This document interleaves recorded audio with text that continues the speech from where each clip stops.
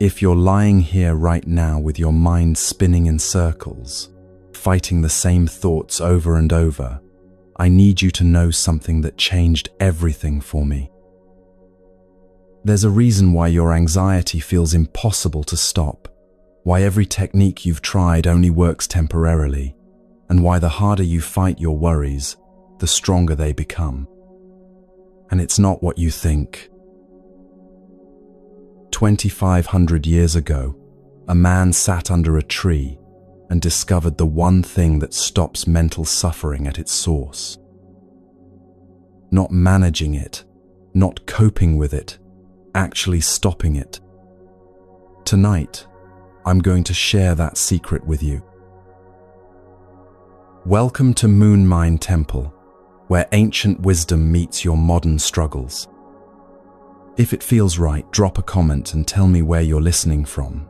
Are you wide awake in Chicago, finding a quiet moment in Mumbai, or settling into bed somewhere across this beautiful world?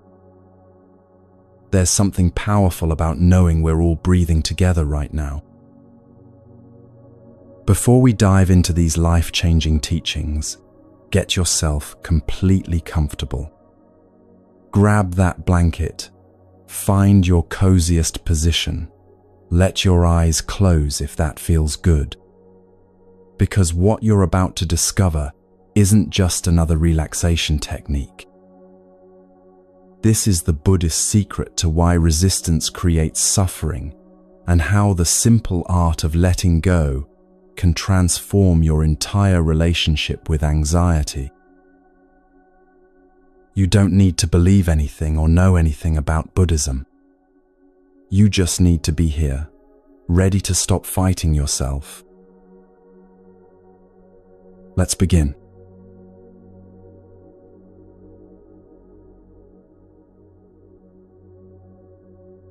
The first thing you need to understand is that what you're experiencing right now, that spinning mind, that constant mental chatter, that exhausting fight against your own thoughts, isn't a personal failing. It's not evidence that you're broken or weak or doing something wrong. It's simply what happens when we've learned to meet life with resistance instead of acceptance. Right now, as you're settling into this moment, there are millions of people around the world experiencing exactly what you're feeling. There's someone lying awake in a city apartment, replaying a work conversation from 3 days ago, editing their words, rehearsing what they should have said instead. There's a parent standing in their kitchen at midnight, quietly worrying about their teenager who won't talk to them, wondering where they went wrong. There's a person scrolling through their phone, comparing their real life to everyone else's highlight reel, that familiar voice whispering that they're somehow falling behind. This pattern of mental struggle has become so normal in our world that we barely notice it anymore. We resist the traffic that makes us late, the co-worker who doesn't understand our point, the weather that doesn't match our plans. We resist our own emotions when they feel inconvenient, resist uncertainty when it makes us uncomfortable, resist change even when we desperately want things to be different. We've learned to meet almost every moment with some form of inner tension, some subtle fight against what is. But here's what's fascinating, and this is where the Buddha's insight becomes revolutionary. This resistance isn't just uncomfortable. It's literally creating the very suffering we're trying to escape. When you fight anxiety, you're actually feeding it more energy, giving it more importance in your life. When you resist sadness, you're keeping it alive longer than it needs to stay. When you argue with what's already happened, you're preventing yourself from moving into what could be. Your body knows this truth, even when your mind doesn't. Notice right now, are your shoulders carrying tension from arguments that happened last week? Is your jaw clenched against words you wish you hadn't spoken? Is your stomach tight with worry about events that may never occur? This is what resistance looks like in the body, a constant, low-level state of bracing against life. We've been taught that this kind of mental vigilance is necessary, even virtuous. Our culture celebrates the person who never stops thinking, who anticipates every problem, who takes responsibility for managing everyone's feelings. We wear our worry like a badge of honor, proof that we care, evidence that we're not giving up. But what if this approach, this constant mental resistance to life as it unfolds, is actually the source of our exhaustion? From childhood, we learn to fight discomfort rather than understand it. When things don't go according to plan, we're taught to push harder, try more, never give up. The message becomes clear. If you're not constantly working to improve or fix or change your situation, you're being lazy or irresponsible. And so we learn to meet life with clenched fists instead of open hands, with resistance instead of receptivity. The physical toll of all this fighting is real and measurable. When your mind is constantly at war with reality, your nervous system stays activated, your immune system weakens, your sleep becomes fragmented. You develop tension that rest never quite releases, fatigue that sleep never quite cures. Your body, designed to help you respond to actual threats, becomes hijacked by imaginary battles with what is. But here's the truth that changes everything, and this is what the Buddha discovered under that tree 25 centuries ago. This suffering isn't inevitable. While pain is part of life, the additional layer of suffering we create through our resistance is completely optional. We can learn to experience difficult emotions without drowning in them, face challenging circumstances without being destroyed by them, navigate uncertainty without being paralyzed by it. What if everything we've been taught about how to handle life's challenges is backwards? What if the harder we fight, the more trapped we become? What if the answer isn't more effort, more control, more management of our inner and outer worlds?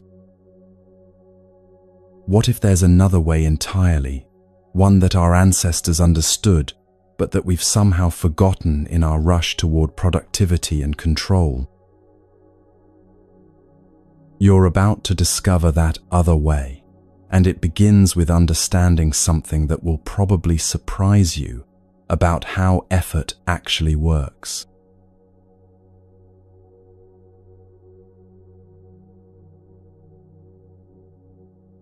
The man who sat beneath that Bodhi tree 25 centuries ago wasn't seeking to become a religious figure or start a movement. Prince Siddhartha was simply a human being who had grown weary of suffering, his own and that of everyone around him. He had lived in luxury, experienced every pleasure imaginable, yet still felt a deep dissatisfaction, a gnawing sense that something fundamental was missing. When he finally left his sheltered palace and encountered the realities of illness, aging, and death, he became determined to understand why life seemed to inevitably involve pain. What he discovered during those years of searching would revolutionize our understanding of human suffering. Sitting in deep meditation, watching his own mind, with the patience of a scientist observing a natural phenomenon, he began to see something extraordinary. The suffering wasn't coming from the external circumstances themselves. It was coming from his mind's relationship to those circumstances. It was his resistance, his craving for things to be different, his refusal to accept what was already happening, that created the torment. This insight was so profound, so contrary to everything people believed about suffering, that it took him weeks to decide whether he should even try to teach it. How could he explain that we are, in large part, the creators of our own misery? Not because we're bad people, not because we deserve pain, but because we've never learned to distinguish between the inevitable challenges of life and the unnecessary suffering we add on top of them. Let me share a simple example that might help this make sense.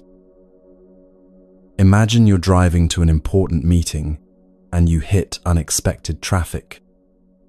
You're going to be late, and there are real consequences. Your boss might be frustrated, clients might be disappointed, opportunities might be missed. This is what the Buddha called pain, the natural, unavoidable difficulties that are part of being human. The traffic exists, the lateness is real, the consequences are happening. But then notice what your mind does next. It starts a running commentary. This always happens to me. I should have left earlier. Now they'll think I'm irresponsible. Why didn't I check the traffic report? Your body tenses, your blood pressure rises, your hands grip the steering wheel until your knuckles turn white. You replay past instances of being late. Imagine worst-case scenarios for this meeting. Mentally rehearse apologies and excuses. This is what the Buddha called suffering, the layer of mental anguish we add on top of life's natural challenges. The traffic is the same whether you're calm or stressed about it. The lateness is the same whether you accept it or fight it. But the difference in your experience, the difference between pain and suffering, is enormous. One person arrives at their meeting late but present, able to focus on solutions and move forward.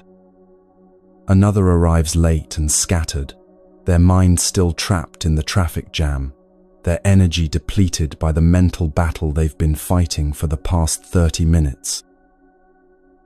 This distinction between pain and suffering becomes even clearer when we look at how two different people can experience the same event in completely different ways. Consider Sarah and Emma, both teachers who received critical feedback from their principal on the same day.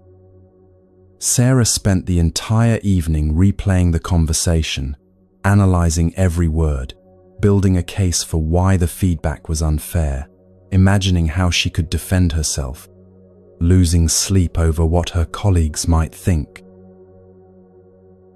Emma felt the sting of disappointment, acknowledged her mistakes, asked herself what she could learn, and then let it go, spending her evening grading papers and calling her sister. Same feedback, same potential for growth or discouragement, but completely different amounts of suffering. Sarah was fighting reality, the reality that the feedback was given, that her pride was hurt, that making mistakes is part of being human.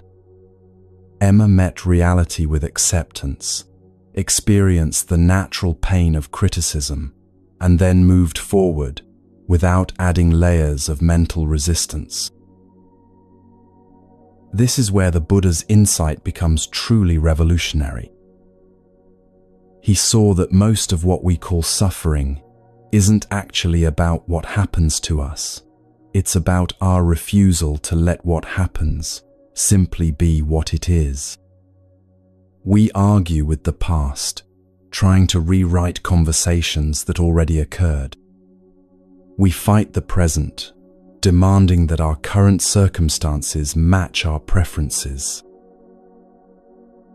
We resist the future, exhausting ourselves trying to control outcomes that haven't even emerged yet. But here's where it gets even more interesting, and this is the paradox that changes everything. The harder we fight against our difficult experiences, the stronger and more persistent they become. Have you ever noticed that the more desperately you try to fall asleep, the more awake you feel? The more you tell yourself not to think about something, the more it occupies your mind. The tighter you grip a relationship out of fear of losing it, the more the other person seems to pull away. This isn't coincidence, it's how the mind works. When you resist an experience, you're actually giving it more energy, more attention, more importance in your life. Think about anxiety for a moment.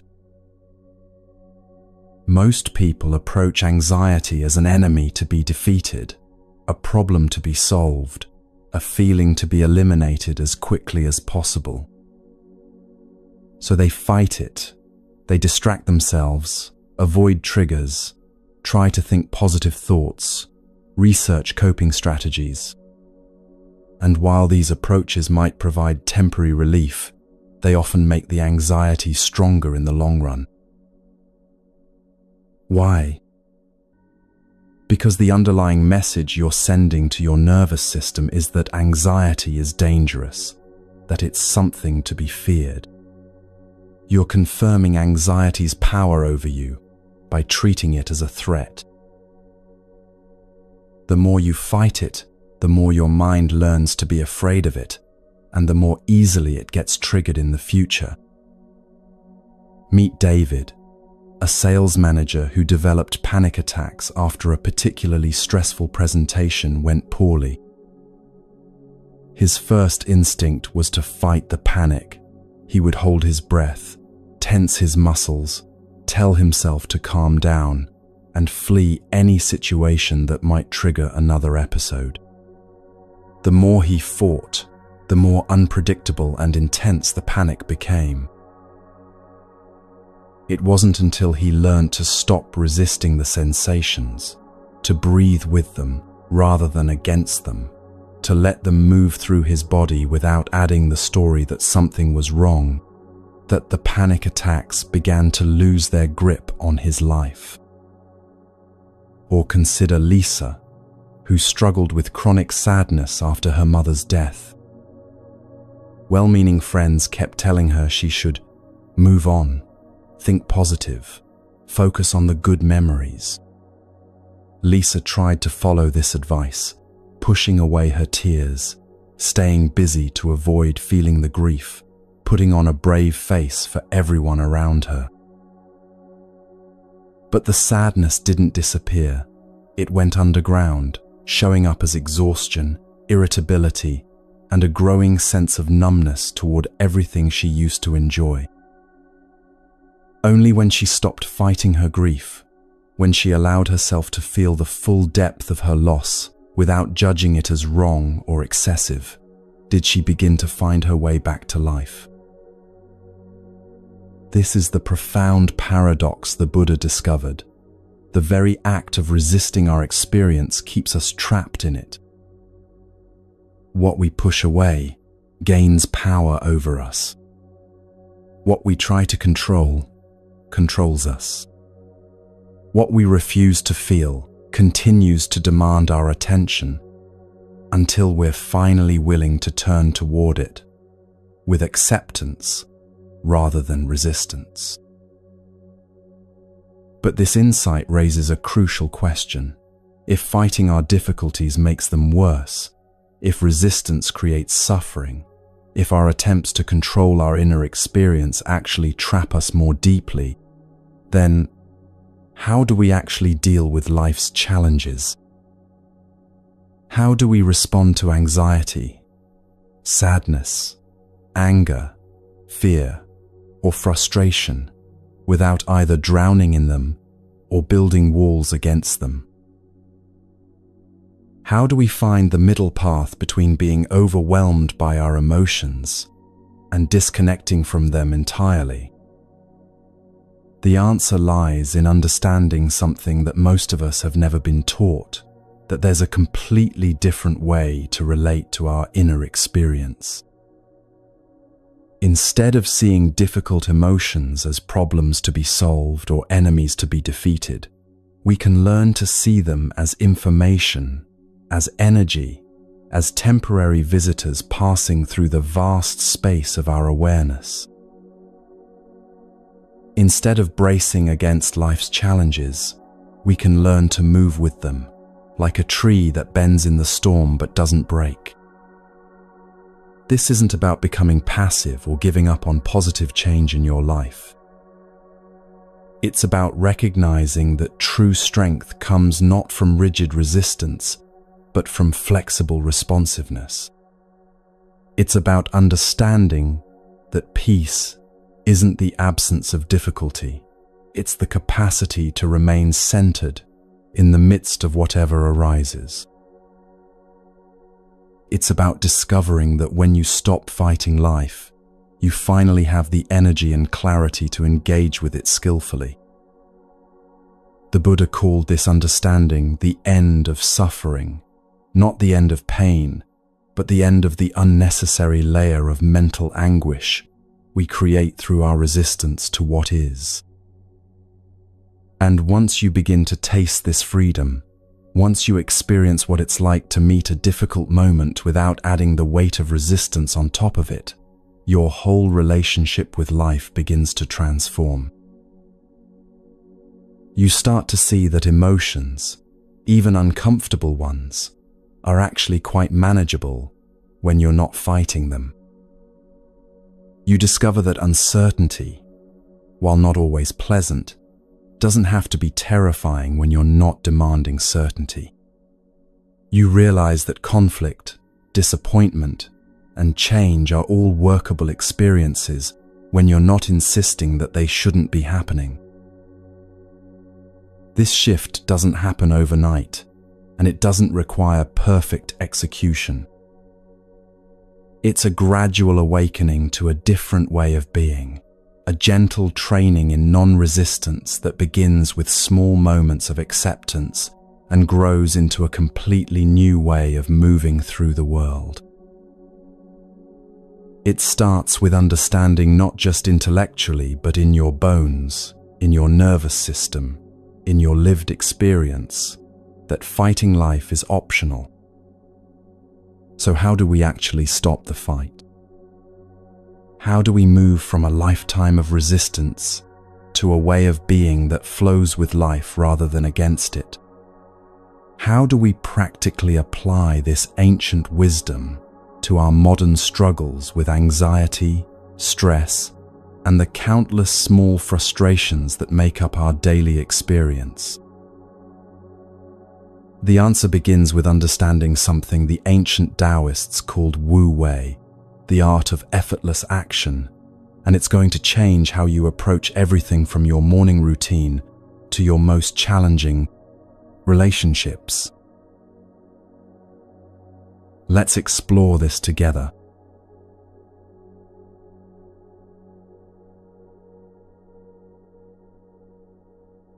Now that we understand how resistance creates suffering, let's explore the 4 insights that can set you free from this unnecessary struggle.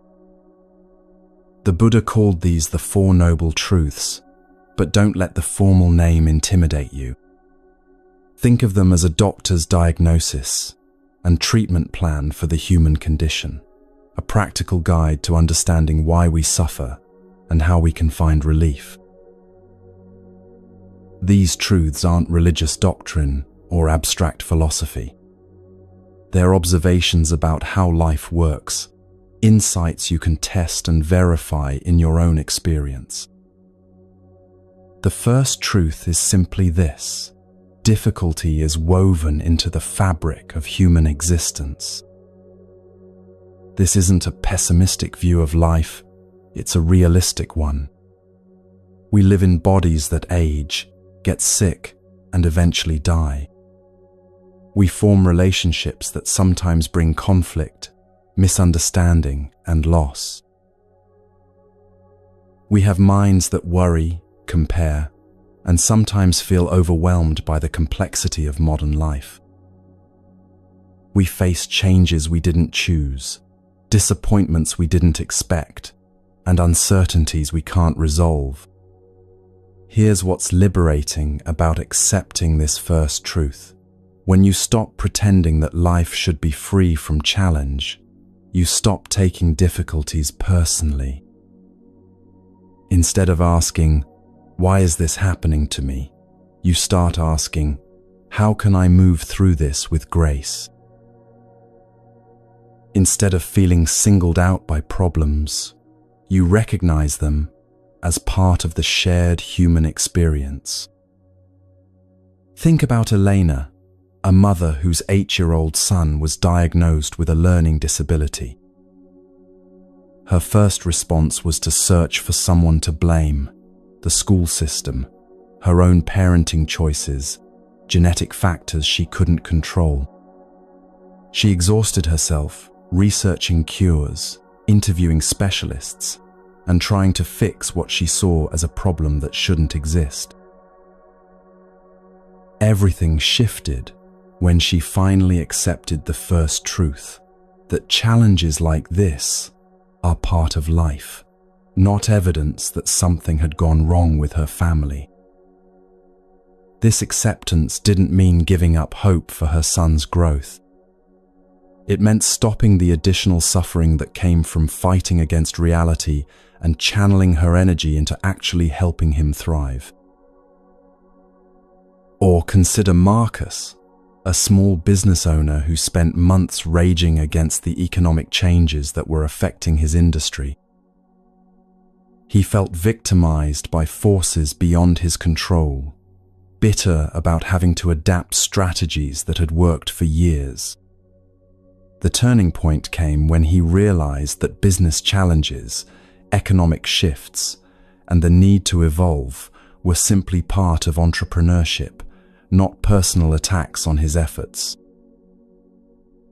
Once he stopped resisting the reality of change, he could focus his energy on creative adaptation rather than futile resistance. The first truth also helps us understand that emotional pain isn't a sign that something is wrong with us. Sadness after loss, anxiety before important events, frustration when things don't go as planned, these are natural human responses, not character flaws that need to be eliminated. When you accept that difficult emotions are part of life, rather than problems to be solved, you can finally stop judging yourself for having them. This brings us to the second truth. While pain is inevitable, the additional layer of suffering we create through our resistance is entirely optional. This is where the Buddha's insight becomes revolutionary. He saw that most of what we call suffering isn't actually about what happens to us. It's about our mental relationship to what happens to us. Imagine two people dealing with the same challenge. Let's say getting passed over for a promotion they really wanted. The first person spirals into self-doubt, spends weeks analyzing what they did wrong, compares themselves to the person who got the job, and carries resentment that affects their work performance and relationships for months. The second person feels disappointed, allows themselves to grieve the loss, asks for feedback about how to improve, and then redirects their energy toward new opportunities. Same event, but completely different amounts of suffering. The difference isn't in their circumstances, it's in how they relate to those circumstances. The first person is fighting reality, adding layers of story and resistance on top of the natural disappointment. The second person is experiencing the pain without multiplying it through mental resistance. This second truth shows us where our power actually lies. While we can't always control what happens to us, we can learn to change our relationship to what happens to us. We can stop adding the second arrow of resistance to the first arrow of life's natural challenges. We can experience disappointment without devastation, criticism without collapse, uncertainty without panic. Consider Sarah, who struggled with chronic anxiety about her teenage daughter's choices.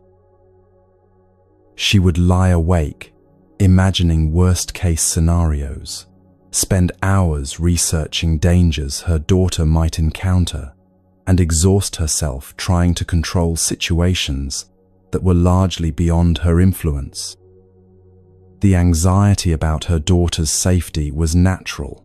That's the first arrow, the pain that comes with loving someone. But the endless worry loops, the catastrophic thinking, the attempts to control her daughter's every decision, that was the second arrow, the suffering she was adding through her resistance to uncertainty. When Sarah learned to feel her love and concern without feeding the anxiety spiral, she discovered she could actually be more present and helpful to her daughter. The third truth offers hope. This additional suffering can end. Not because life becomes perfect, but because we can learn to stop creating unnecessary pain on top of life's natural challenges. This doesn't mean becoming emotionless or indifferent. It means developing the capacity to feel everything fully without being destroyed by it. Like learning to swim, you don't stop feeling the water, but you no longer fear drowning in it. This truth is particularly powerful because it puts the end of suffering within reach. You don't have to wait for your circumstances to change, for other people to behave differently, or for the world to become a safer, more predictable place. The freedom from unnecessary suffering is available right now, in this moment, through learning to meet whatever arises without adding the weight of resistance on top of it. Think about James, who discovered this truth during a particularly difficult period when he lost his job. His father was diagnosed with cancer, and his marriage was struggling. Instead of getting swept away by the story that his life was falling apart, he learned to meet each challenge individually, without the overlay of, "This shouldn't be happening," or "I can't handle this." The pain of each situation was real and appropriate, but he stopped multiplying it through resistance. To his surprise, he found he could handle much more than he thought possible when he wasn't also fighting against the reality of his circumstances. The fourth truth provides the practical path forward. There are specific ways to cultivate this freedom from unnecessary suffering. This isn't about positive thinking or forcing yourself to feel differently than you do. It's about developing the skills to meet your experience with awareness rather than reactivity, with acceptance rather than resistance. This path includes learning to observe your thoughts and emotions without being swept away by them, like watching clouds pass through the sky of your awareness. It involves cultivating compassion for yourself and others as you all navigate this challenging human experience together. It includes developing wisdom, the ability to see situations clearly rather than through the filter of your fears and desires. The path also involves understanding that peace isn't something you have to create or achieve. It's something you uncover by removing the obstacles you've been placing in front of it. Like clearing debris from a stream, when you stop damming up the natural flow of life with resistance, the water moves freely again. Meet Rebecca, a nurse who worked in a high-stress emergency department. She used to come home each night, carrying the weight of every patient she couldn't save, every family member she couldn't comfort enough, every system failure that prevented her from providing perfect care. Learning to practice the fourth truth didn't make her care less about her patients. It made her more effective because she stopped burning out her compassion through self-blame and resistance to the limitations inherent in her work. She could feel the natural sadness of loss without adding the suffering of believing she should be able to prevent all pain. This path isn't about achieving some perfect enlightened state where nothing ever bothers you. It's about becoming someone who can dance with whatever life brings, sometimes gracefully, sometimes awkwardly, but always with the understanding that your peace doesn't depend on the music being exactly what you ordered. It's about learning that you can be happy without everything being perfect, peaceful without everything being calm, and whole without everything being fixed. The beautiful thing about these four truths is that they work together. Once you accept that difficulty is part of life, you stop taking challenges personally. Once you see how resistance creates additional suffering, you become motivated to find another way. Once you believe that this suffering can end, you're willing to do the work. And once you begin walking the path of non-resistance, you discover that freedom isn't something you have to earn through perfect performance. It's something that emerges naturally when you stop fighting the present moment. These truths also reveal something profound about the nature of change. Most of us approach personal growth by trying to fix ourselves, improve our circumstances, or eliminate our problems. But the Buddha's path suggests something radically different, that transformation happens not through addition but through subtraction, not by gaining something new, but by releasing what was never necessary in the first place. As you lie here tonight, consider how these truths might apply to your own life. Where are you fighting against the first truth, demanding that life be free from difficulty? Where are you adding the second arrow of resistance to the first arrow of natural pain?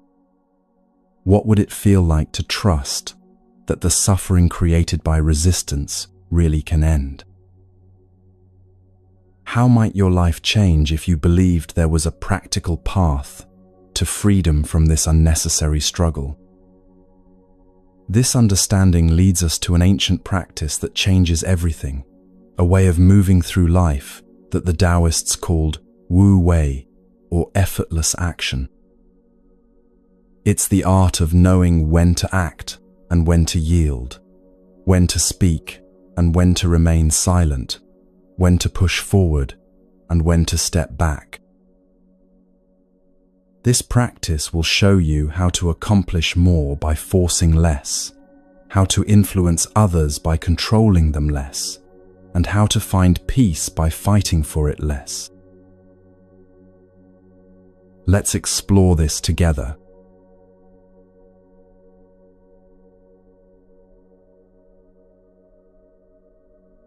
There's an ancient Chinese concept that holds the key to everything we've been exploring together tonight. It's called Wu Wei, which literally translates as non-doing or non-action, but don't let those words fool you into thinking it means being passive or lazy. Wu Wei is actually about the most intelligent kind of action possible. Action that flows with life's natural rhythms rather than fighting against them. It's the art of accomplishing more by forcing less, of influencing others by controlling them less, of finding peace by fighting for it less. The best way to understand Wu Wei is to observe water. Think about how water moves through the landscape. It never fights the mountain, never argues with the rocks in its path, never insists that the terrain should be different than it is. Instead, water flows around obstacles, finds the path of least resistance, yet gradually shapes the entire landscape in the process. Over time, the gentle persistence of water can carve the Grand Canyon, smooth the sharpest stones, and transform the hardest earth into fertile soil. Water teaches us that softness can be stronger than hardness, that yielding can be more powerful than rigidity. When you try to grasp water tightly in your hands, it slips through your fingers. But when you cup your hands gently, water rests there peacefully. When you fight against a river's current, you exhaust yourself and get nowhere. But when you work with the current, even swimming across it, you can reach your destination with grace and efficiency. This same principle applies to every area of life. Consider Maria, a project manager who used to approach workplace conflicts like a battering ram, trying to force her way through disagreements with logic, authority, and sheer determination. She would prepare elaborate arguments, marshal evidence, and push harder when people resisted her ideas. The result was exhaustion, resentment, and solutions that nobody felt good about implementing.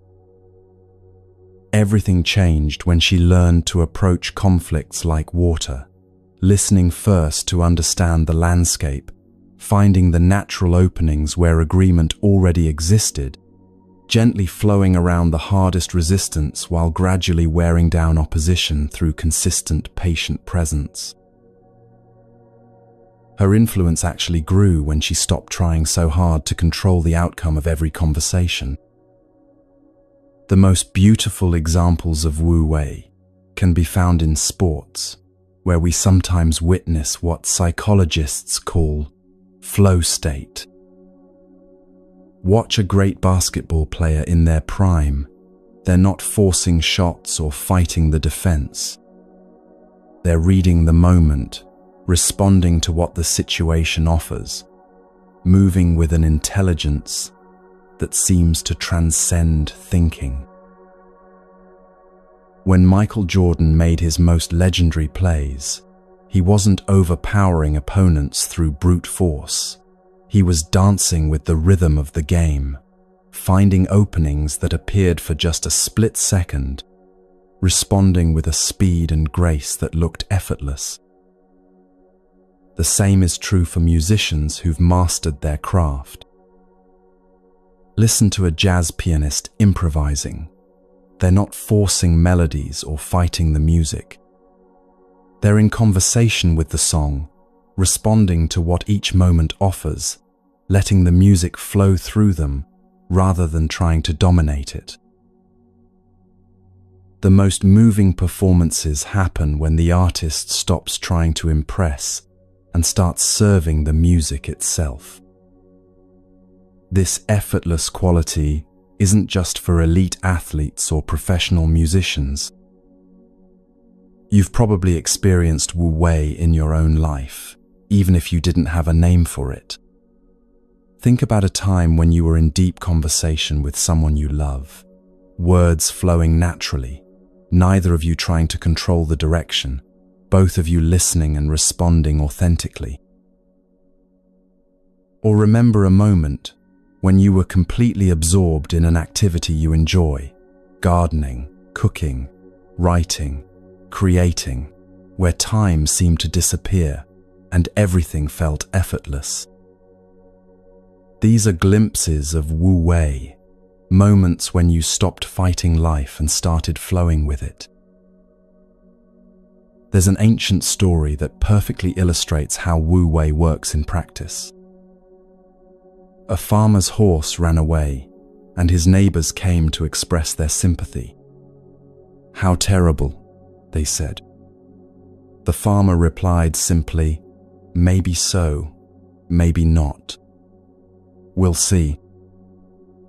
The next day, the horse returned, bringing with it 3 beautiful wild horses. The neighbors rushed over to congratulate the farmer on his good fortune. "How wonderful," they exclaimed. Again, the farmer replied, "Maybe so, maybe not. We'll see." The following day, the farmer's son tried to ride one of the wild horses and fell, breaking his leg badly. The neighbors returned, shaking their heads in sympathy. "How awful," they said. The farmer's response was the same. "Maybe so, maybe not. We'll see." A week later, military officers came through the village, conscripting all the young men for a war that would likely claim many lives. They passed over the farmer's son because of his broken leg. The neighbors came again, amazed at the farmer's luck. "How fortunate," they said. And the farmer smiled gently. "Maybe so, maybe not. We'll see." This story illustrates the heart of Wu Wei. The farmer wasn't passive or indifferent to what happened. He cared for his horse, tended to his son's injury, and engaged fully with each situation as it arose. But he didn't waste energy fighting against circumstances he couldn't control, or trying to figure out the ultimate meaning of every event. He understood that life has its own intelligence, its own timing, its own way of unfolding, that's often beyond our ability to predict or manage. His response was to meet each moment with presence and skill, without attachment to how things should go. This kind of trust in life's intelligence requires a fundamental shift in how we think about control. Most of us have been taught that being responsible means being in charge, that caring means controlling, that strength means forcing outcomes. But Wu Wei suggests something radically different, that true power comes from knowing when to act and when to yield, when to speak and when to listen, when to hold on and when to let go. Think about David, a father who used to micromanage his teenage daughter's every decision, believing that his constant guidance and correction were signs of good parenting. The more he tried to control her choices, the more she rebelled, and the more their relationship deteriorated. Learning Wu Wei didn't mean becoming a permissive parent. It meant learning to distinguish between moments when his input was helpful and moments when his stepping back would allow her own wisdom to develop. He discovered that by creating space for her to make mistakes and learn from them, by offering support without force, he actually had more positive influence on her life than when he tried to manage every detail. Wu Wei also transforms how we approach our own inner struggles. Instead of fighting anxiety, depression, or difficult emotions with force, we learn to work with them skillfully. This doesn't mean being passive in the face of mental health challenges.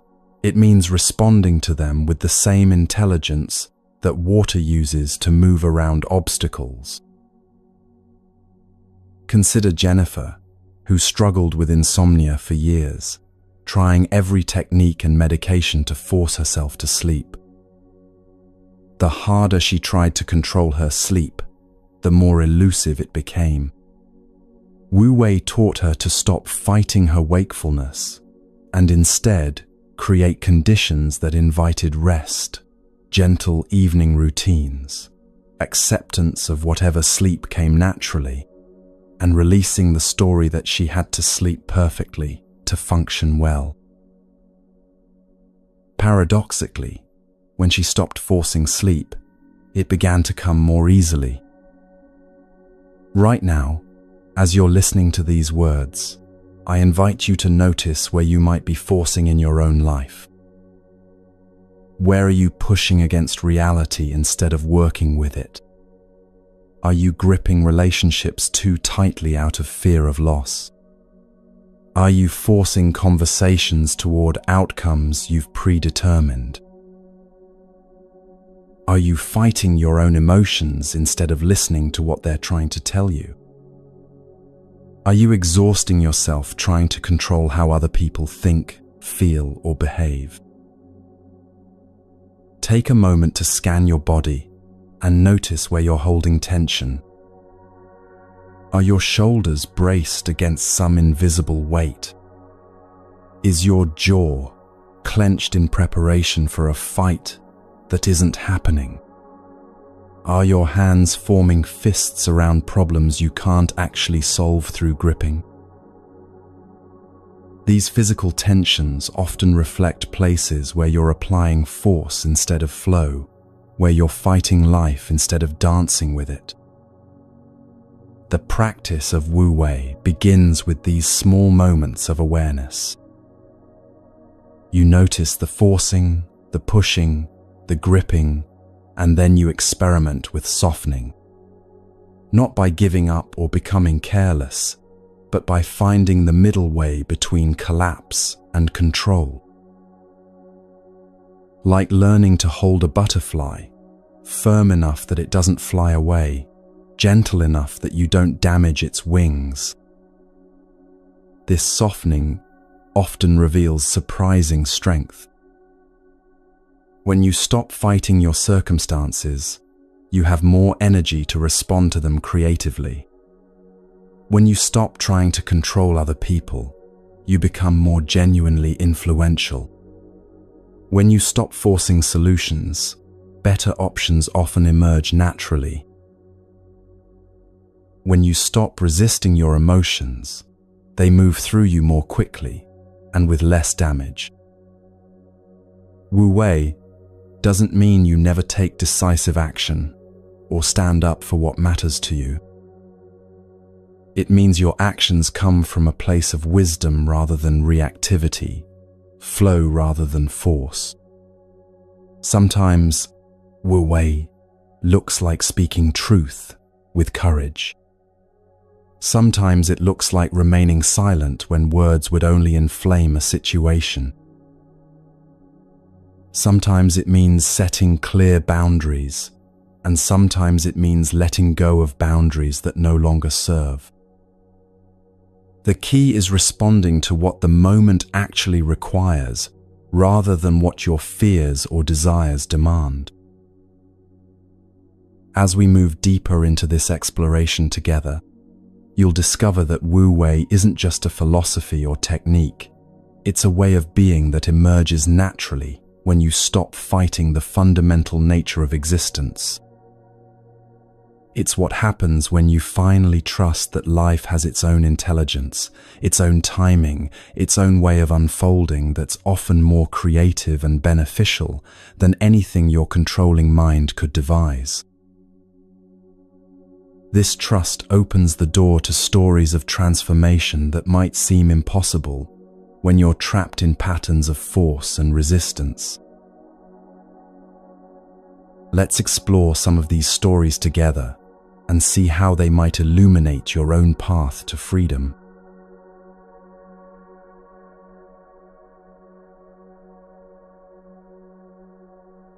Virginia Woolf, one of the most brilliant writers of the 20th century, struggled for years with what we might recognize today as perfectionism and obsessive control over her creative process. She would write and rewrite the same passages dozens of times, checking and rechecking every word, consumed by an internal critic that was never satisfied. Her sister Vanessa Bell wrote that Virginia would pace her room for hours, trapped in mental loops about whether her latest sentence was worthy, whether her ideas were significant enough, whether her work would be judged harshly by critics. This pattern of mental resistance, fighting against the natural flow of creativity, demanding perfection from each word before allowing the next one to emerge, created tremendous suffering in Woolf's life. She described feeling like she was wrestling with a demon whenever she tried to write, as if she were battling against the very muse she was trying to court. The more she fought for control over her creative process, the more elusive inspiration became. The transformation came when Woolf began what she called writing at the speed of life. Instead of trying to perfect each sentence before moving to the next, she learned to let her thoughts flow onto paper without judgment, trusting that the editing could come later. She wrote to her friend Vita Sackville-West about discovering a new way of writing that feels like falling into a river and letting it carry me where it wants to go. This shift from control to flow revolutionized not only her productivity, but her entire relationship with creativity. In Buddhist terms, Woolf had discovered the principle of non-attachment to outcomes. Instead of clinging to each word as if it had to be perfect, she learned to hold her writing lightly, allowing ideas to emerge and develop naturally. She stopped fighting the imperfect first draft and started trusting the process of refinement.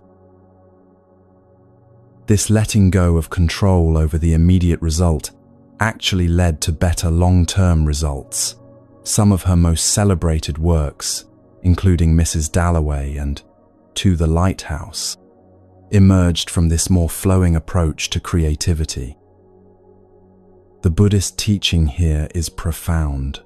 When we stop grasping so tightly for perfection, when we release our death grip on controlling every detail, space opens up for natural intelligence to emerge. Woolf learned that creativity, like water, flows best when it's not forced into rigid channels. Her resistance to imperfection had been blocking the very flow she was trying to create. Our second story comes from Franklin Delano Roosevelt, who faced perhaps the greatest challenge to control that a person can experience, the sudden loss of his ability to walk. When polio struck him at age 39, Roosevelt spent months in what his wife Eleanor described as furious denial, convinced that sheer willpower and determination could restore his legs to normal function. He exhausted himself with painful exercises, experimental treatments, and relentless positive thinking, believing that accepting his paralysis would mean giving up. For years, Roosevelt fought against the reality of his condition, spending enormous energy trying to appear unchanged, hiding his wheelchair from the public, and maintaining the illusion that he was merely temporarily inconvenienced. This resistance created what he privately called a constant background of strain, affecting not only his physical health, but his relationships and his early political effectiveness. He was so focused on what he couldn't do that he was missing opportunities to discover what he could do. The shift came during his time at Warm Springs, Georgia, where Roosevelt encountered other polio survivors who had learned to thrive within their limitations rather than constantly fighting against them. He watched a young woman named Helena Mahoney swim with grace and joy despite having no use of her legs, and later wrote that this moment taught him the difference between accepting what is and giving up on what could be. He began to see that working with his condition skillfully might actually open doors that fighting against it had kept closed. Roosevelt's transformation involved what Buddhists call wise acceptance, not passive resignation, but the intelligent acknowledgement of reality as the starting point for all effective action. Instead of wasting energy on futile battles against unchangeable facts, he channeled that same determination into adapting his approach to leadership.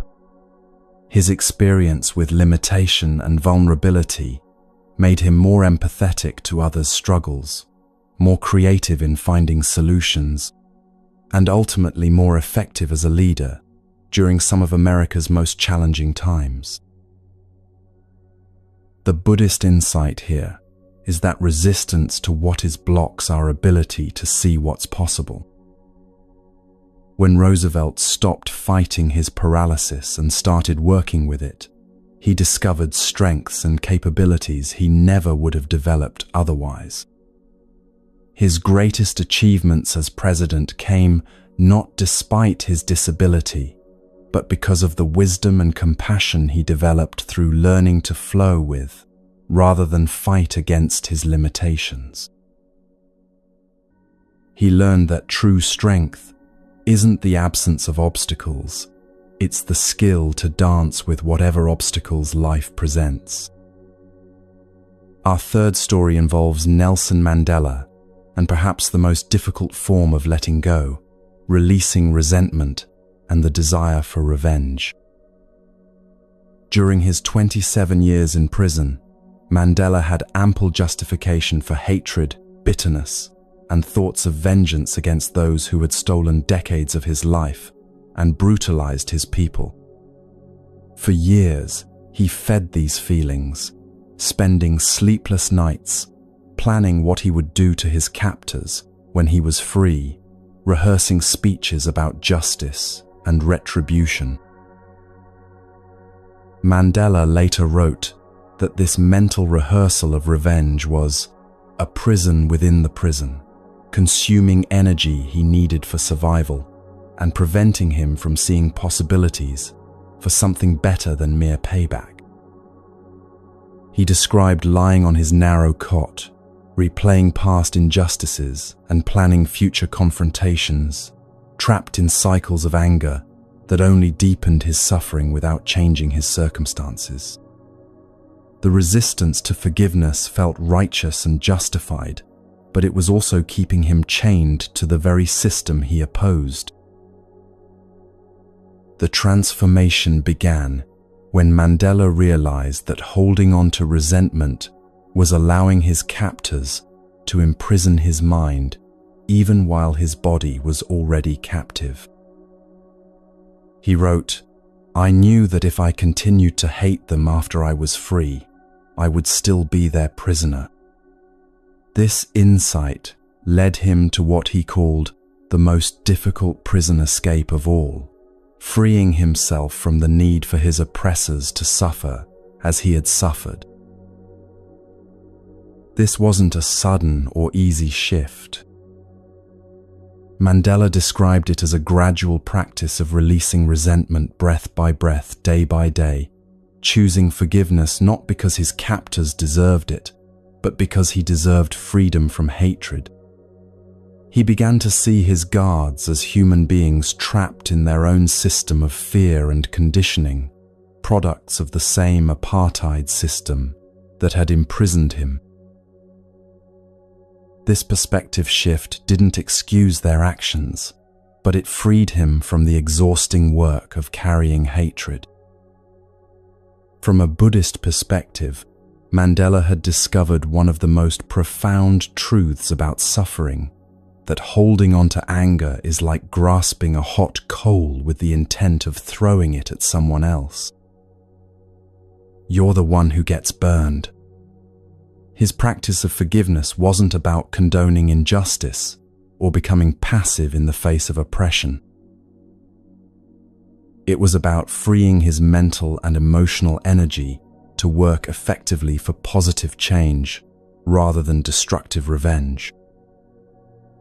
When Mandela was finally released, his capacity to respond with wisdom rather than reactivity, with reconciliation rather than retribution, helped heal an entire nation. His greatest achievement wasn't just personal freedom, it was demonstrating how the individual practice of letting go can transform collective reality.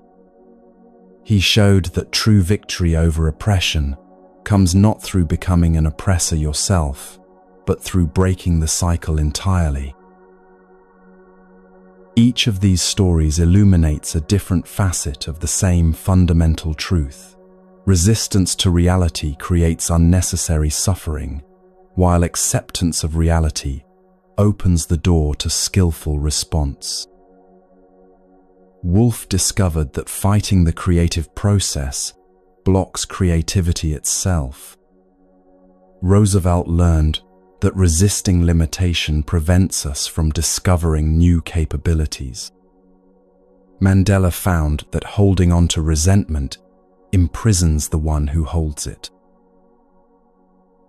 All three individuals moved from a stance of fighting life to a stance of flowing with life, and in each case, this shift led not to passive resignation but to greater effectiveness, deeper joy, and more meaningful contribution to the world. They learned what the Buddha taught, that letting go isn't giving up, it's giving in to the deeper intelligence that emerges when we stop forcing outcomes and start trusting process. These historical examples show us that the principles we're exploring aren't just ancient philosophy, they're practical wisdom that has helped real people navigate real challenges throughout history. The same transformation available to Woolf, Roosevelt, and Mandela is available to you tonight, in whatever circumstances you're facing, whatever resistance patterns you've been carrying. The path from struggle to flow doesn't require extraordinary circumstances or superhuman strength. It simply requires the willingness to notice where you're fighting reality and the courage to experiment with a different way of being. As we continue this journey together, we'll explore how to cultivate this willingness and courage in your own daily life.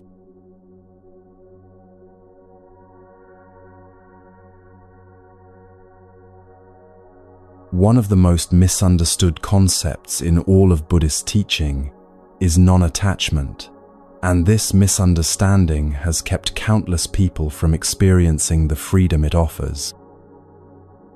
When most people hear the word non-attachment, they imagine someone who's cold, distant, emotionally shut down, someone who doesn't care about anything or anyone. But this couldn't be further from the truth of what the Buddha actually taught. Real non-attachment isn't about caring less. It's about loving more freely, without the strangling grip of possession and control. Think of non-attachment like the difference between holding a bird in your hand versus holding a bird in a cage. When you hold a bird gently in your open palm, it may stay for a moment, enjoying the warmth and safety you offer, and then it flies away when it's ready. You've experienced the joy of connection without trying to possess or control the bird's nature. But when you put that same bird in a cage, even a golden one, you may keep its physical presence, but you've killed its spirit, its freedom, its essential birdness. The cage holder has the bird's body, but has lost the bird itself. Non-attachment is learning to love like the open hand, rather than the closed cage. It's discovering that you can care deeply, love fully, and engage completely with life, while holding everything lightly enough that you don't crush it with your need to control it.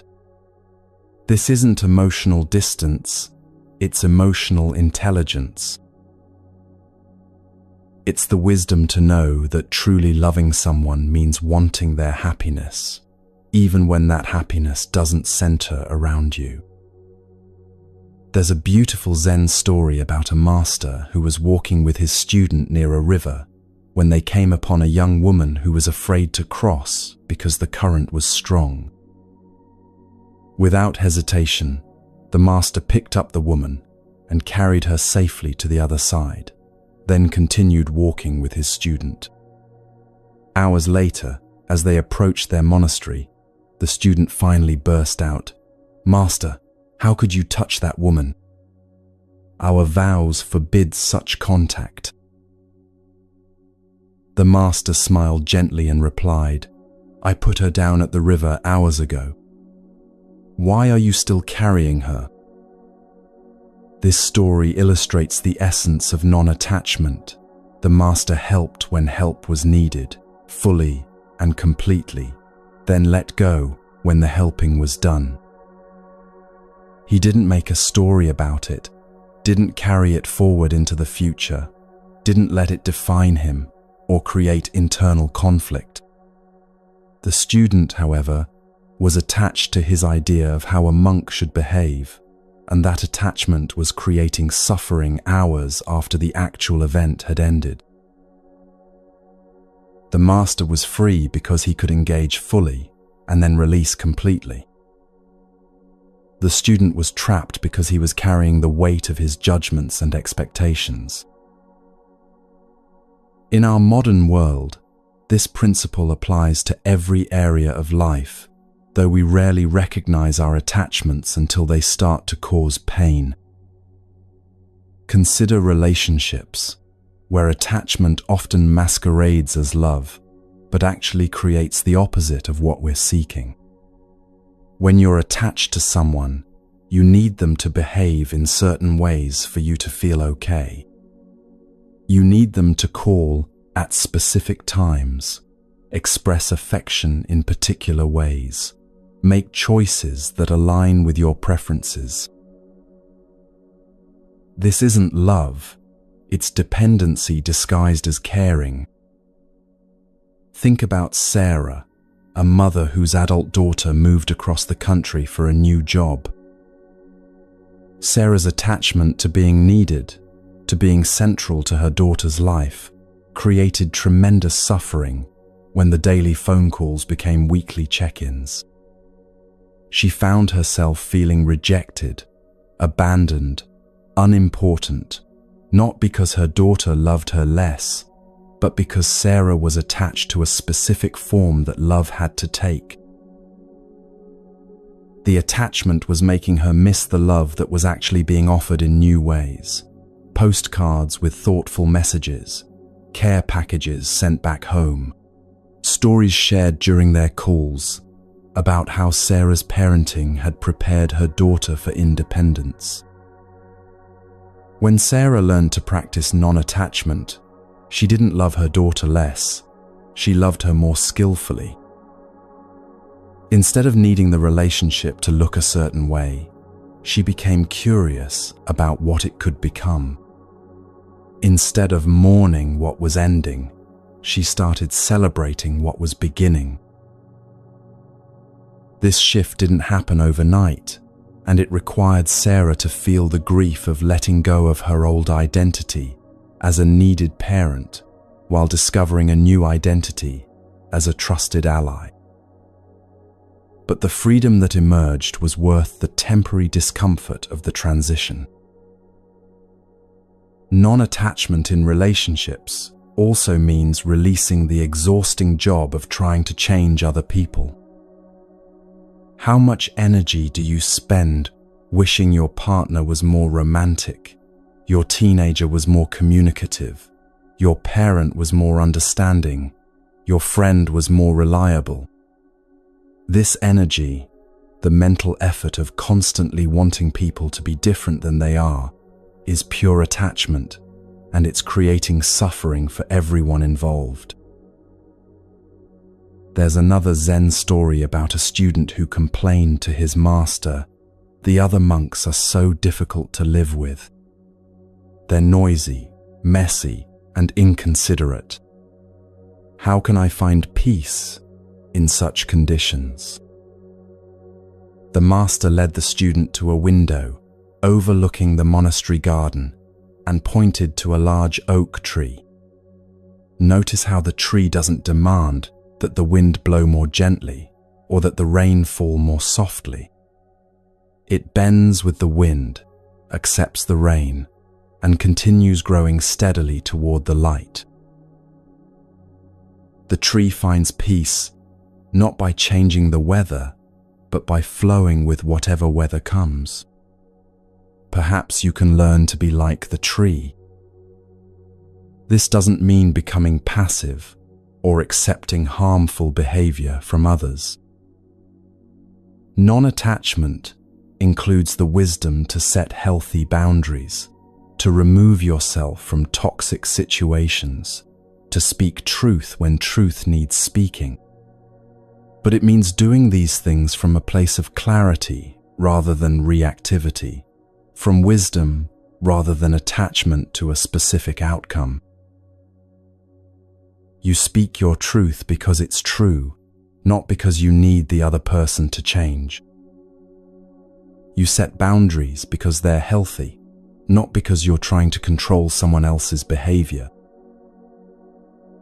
In the workplace, attachment often shows up as the need for recognition, the fear of failure, or the compulsion to control how others perceive your efforts. Consider Michael, a software developer who was so attached to being seen as the smartest person in the room that he would argue with colleagues even when he knew they might be right, just to maintain his image.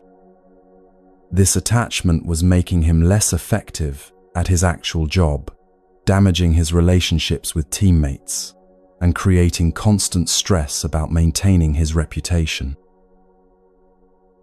Learning non-attachment didn't make Michael care less about doing good work.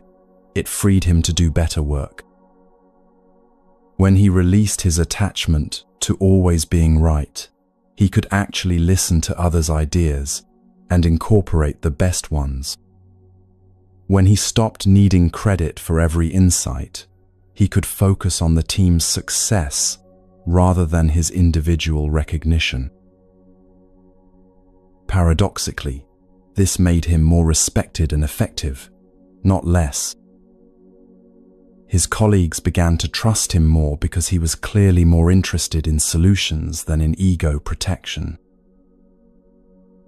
Non-attachment to work outcomes also means doing your best without being destroyed by results you can't control. You prepare thoroughly for the presentation, deliver it with skill and authenticity, and then release it into the world without carrying the weight of needing it to be received in a particular way. This doesn't mean you don't care about the outcome. It means you don't make your worth dependent on the outcome. Perhaps the most challenging area for practicing non-attachment is with our self-image, the stories we tell ourselves about who we are, what we're good at, what we deserve, how others should see us. We become attached to being the helpful one, the successful one, the spiritual one, the strong one, and then we suffer whenever reality doesn't match our preferred identity. We fight against aging because we're attached to being young, resist making mistakes because we're attached to being competent, avoid vulnerability because we're attached to being strong. There's a story of a Zen master who was renowned for his wisdom and compassion. One day, a visitor to the monastery watched the master trip and fall while carrying water buckets, spilling water everywhere and getting completely soaked. The visitor expected the master to be embarrassed or frustrated, but instead, the master began laughing with genuine delight. When asked why he was laughing, the master replied, "For 30 years, people have been telling me how graceful and wise I am. Today I got to remember that I'm also clumsy and foolish, and it's wonderful to be complete again. This master had learned to hold his identity lightly, without attachment to maintaining any particular image. He could be wise without needing to always appear wise, graceful without needing to never stumble, respected without needing to protect his reputation. This freedom allowed him to be fully human rather than trying to be a perfect version of himself. Practicing non-attachment with your self-concept means you can make mistakes without your self-worth, collapsing, receive criticism without your identity crumbling, face uncertainty without your sense of control, dissolving into panic. You can be successful without becoming addicted to success, loved without becoming dependent on being loved, strong without becoming rigid about never showing weakness. Now, let's explore this understanding through direct experience. I invite you to take a moment and bring to mind something you've been holding tightly, perhaps a relationship that's changing, a goal you've been struggling to achieve, or an identity you've been trying to maintain. Don't choose something overwhelming. Pick something manageable that you can work with gently. Notice what happens in your body when you think about this attachment. Do your shoulders tense up? Does your breathing become shallow? Do you feel a tightness in your chest or stomach? This physical tension is your body's way of showing you where you're gripping, where you're trying to control something that might not be controllable. Now, imagine holding this situation like you would hold a soap bubble. You can see it, appreciate its beauty, even cup your hands around it to protect it from the wind, but you know that gripping it tightly would destroy it completely. Breathe into this image of holding lightly, of caring without crushing. Notice if the physical tension begins to soften, even slightly. This doesn't mean you stop caring about this person, situation, or aspect of yourself. It means you practice caring in a way that doesn't strangle what you care about. You practice loving in a way that gives space for growth, change, and natural unfolding. You practice engaging fully while holding outcomes lightly. Take a few more breaths with this image of gentle holding, and notice that you can actually feel more connected to what you care about when you're not grasping it so tightly. Like the bird in the open hand, things often stay close when they feel free to leave. People often love us more when they don't feel controlled by our love. Goals often manifest more easily when we're not strangling them with desperation. This practice of non-attachment extends into every moment of daily life. You can practice it while stuck in traffic by releasing your attachment to arriving at a specific time and finding peace in the present moment instead. You can practice it in conversations by listening without needing to change anyone's mind, speaking truth without needing others to agree with you. You can practice it with your emotions by feeling them fully, without needing them to be different than they are. The beautiful paradox of non-attachment is that it often brings us closer to what we truly want than attachment ever could. When you stop needing your partner to express love in specific ways, you become available to receive the love they're actually offering. When you stop being attached to a particular career outcome, you can see opportunities that were invisible when you were focused on only one path. When you release attachment to being seen as perfect, you can finally relax into being authentically yourself, which is usually more attractive than perfection anyway.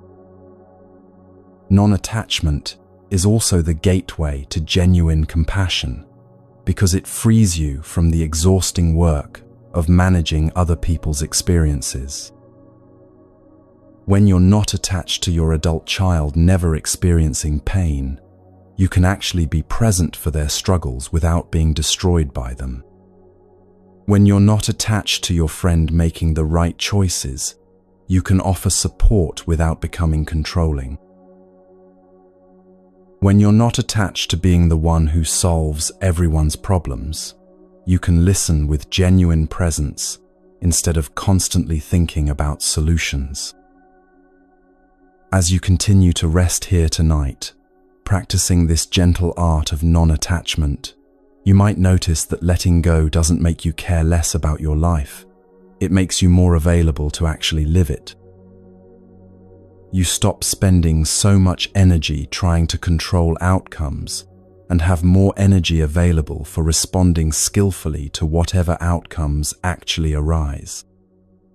You stop fighting so hard to make things happen and become more present to appreciate what's already happening. This shift from attachment to non-attachment is gradual and requires patience with yourself as you learn new ways of being. You'll find yourself gripping again, trying to control again, getting attached to outcomes again, and that's perfectly normal and okay. The practice isn't about perfect non-attachment. It's about noticing attachment with gentleness and gradually, breath by breath, learning to hold life a little more lightly. Each time you practice letting go, you're training your nervous system in a new way of being, teaching your body that safety doesn't come from control, but from the capacity to flow with whatever arises. You're discovering that true security isn't found in making everything stay the same, but in trusting your ability to adapt and respond to change with wisdom and grace. This trust becomes the foundation for a kind of peace that doesn't depend on circumstances being perfect. It emerges from your growing confidence that you can meet any circumstances with an open heart and clear mind. As we continue this journey together, we'll explore how this practice of non-attachment transforms our relationship with the full spectrum of human emotions, teaching us to work with rather than against the natural rhythms of our inner life.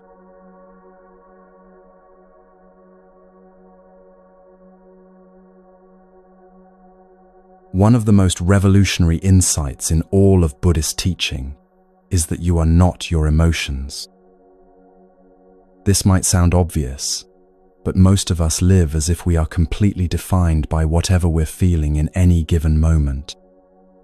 When sadness arises, we become a sad person. When anger appears, we become an angry person. When anxiety shows up, we become an anxious person. But what if this identification with our emotional weather is exactly what keeps us trapped in unnecessary suffering? The Buddha taught that emotions are like weather patterns moving through the vast sky of awareness. Just as clouds don't stain the sky, emotions don't stain your essential nature.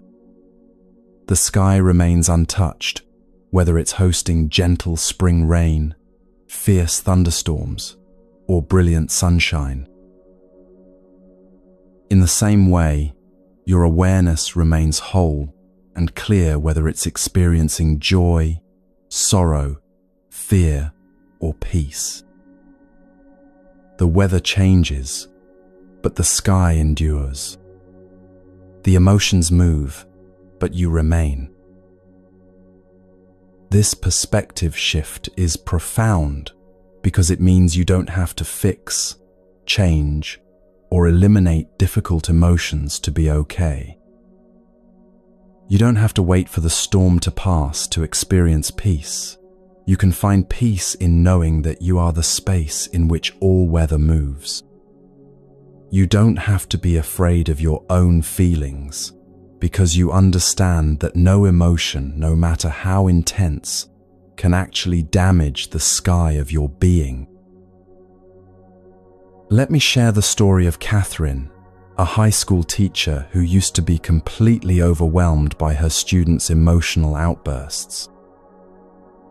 When a student would have a meltdown, Catherine would absorb that energy like a sponge, taking their anger personally, feeling responsible for their pain, carrying their emotional state home with her every evening. She loved teaching, but the emotional intensity was burning her out, making her dread going to work, affecting her sleep and her relationships. Everything changed when Catherine learned to practice inner weather watching. Instead of immediately absorbing her students' emotions, she began to notice them with curiosity rather than reactivity. When 15-year-old Marcus would storm into her classroom, radiating anger about some injustice he'd experienced, Catherine learned to observe this emotional weather without letting it become her weather. She could see the storm in Marcus without becoming stormy herself. This didn't make Catherine less compassionate. It made her more effectively compassionate. When she wasn't drowning in her students' emotional states, she could actually be present for them, offering the steady calm they needed, rather than adding her own reactivity to their already chaotic inner world. She became like a lighthouse in the storm, visible, reliable, and unshaken by the turbulent weather around her. The practice of inner weather watching begins with a simple but radical shift in language. Instead of saying, "I am angry," you learn to observe, "Anger is here." Instead of, "I am anxious," you notice anxiety is moving through. Instead of, "I am depressed," you recognize sadness has arrived. This isn't just semantic cleverness. It's training yourself to observe emotions as temporary visitors rather than permanent residents. Think about how this works with physical sensations. When you have a headache, you don't say, "I am a headache." You say, "I have a headache." You naturally understand that the pain is something you're experiencing, not something you are. The same wisdom applies to emotions, but most of us have never learned to make this distinction. We've been taught to identify completely with our feeling states, as if temporary emotional weather were our permanent identity. Consider the story of David, a paramedic who worked in one of the busiest emergency departments in the city. For years, he carried every tragic scene he witnessed, every patient he couldn't save, every family member he couldn't comfort enough. The accumulation of grief and trauma was crushing him, leading to what his supervisor called compassion fatigue, the exhaustion that comes from caring so much that you burn out your capacity to care at all. David's transformation began when a Buddhist chaplain at the hospital taught him about emotional weather watching. Instead of trying to shut down his feelings or tough his way through them, David learned to acknowledge each emotion as it arose while maintaining his connection to the spacious awareness that held them all. When overwhelming sadness would come after losing a patient, instead of fighting it or drowning in it, he would breathe and say to himself, "Sadness is here. It's moving through the space of my awareness like a storm moving through the sky." This practice didn't make David feel less, it made him feel more skillfully. He could experience the full impact of his work's emotional intensity without being destroyed by it. He learned that his grief was actually love with nowhere to go, and by honoring it without being consumed by it, he could continue showing up fully for the patients and families who needed him. His capacity for compassion actually increased when he stopped being afraid of his own emotional responses. The inner weather watching practice involves several key elements that anyone can learn. First, you notice when an emotion arises, just as you might notice a change in the physical weather. You don't judge the emotion as good or bad, any more than you would judge rain as wrong or sunshine as right. Weather is simply weather. Second, you observe the emotion with curiosity rather than immediately reacting to it. What does this feeling actually feel like in your body? Where do you sense it most strongly? How does it change from moment to moment? Third, you remind yourself that you are the space in which this emotion is occurring, not the emotion itself. You are the sky, not the cloud. The emotion is something you're experiencing, not something you are. Finally, you allow the emotion to move through without trying to hold on to it if it's pleasant or push it away if it's uncomfortable.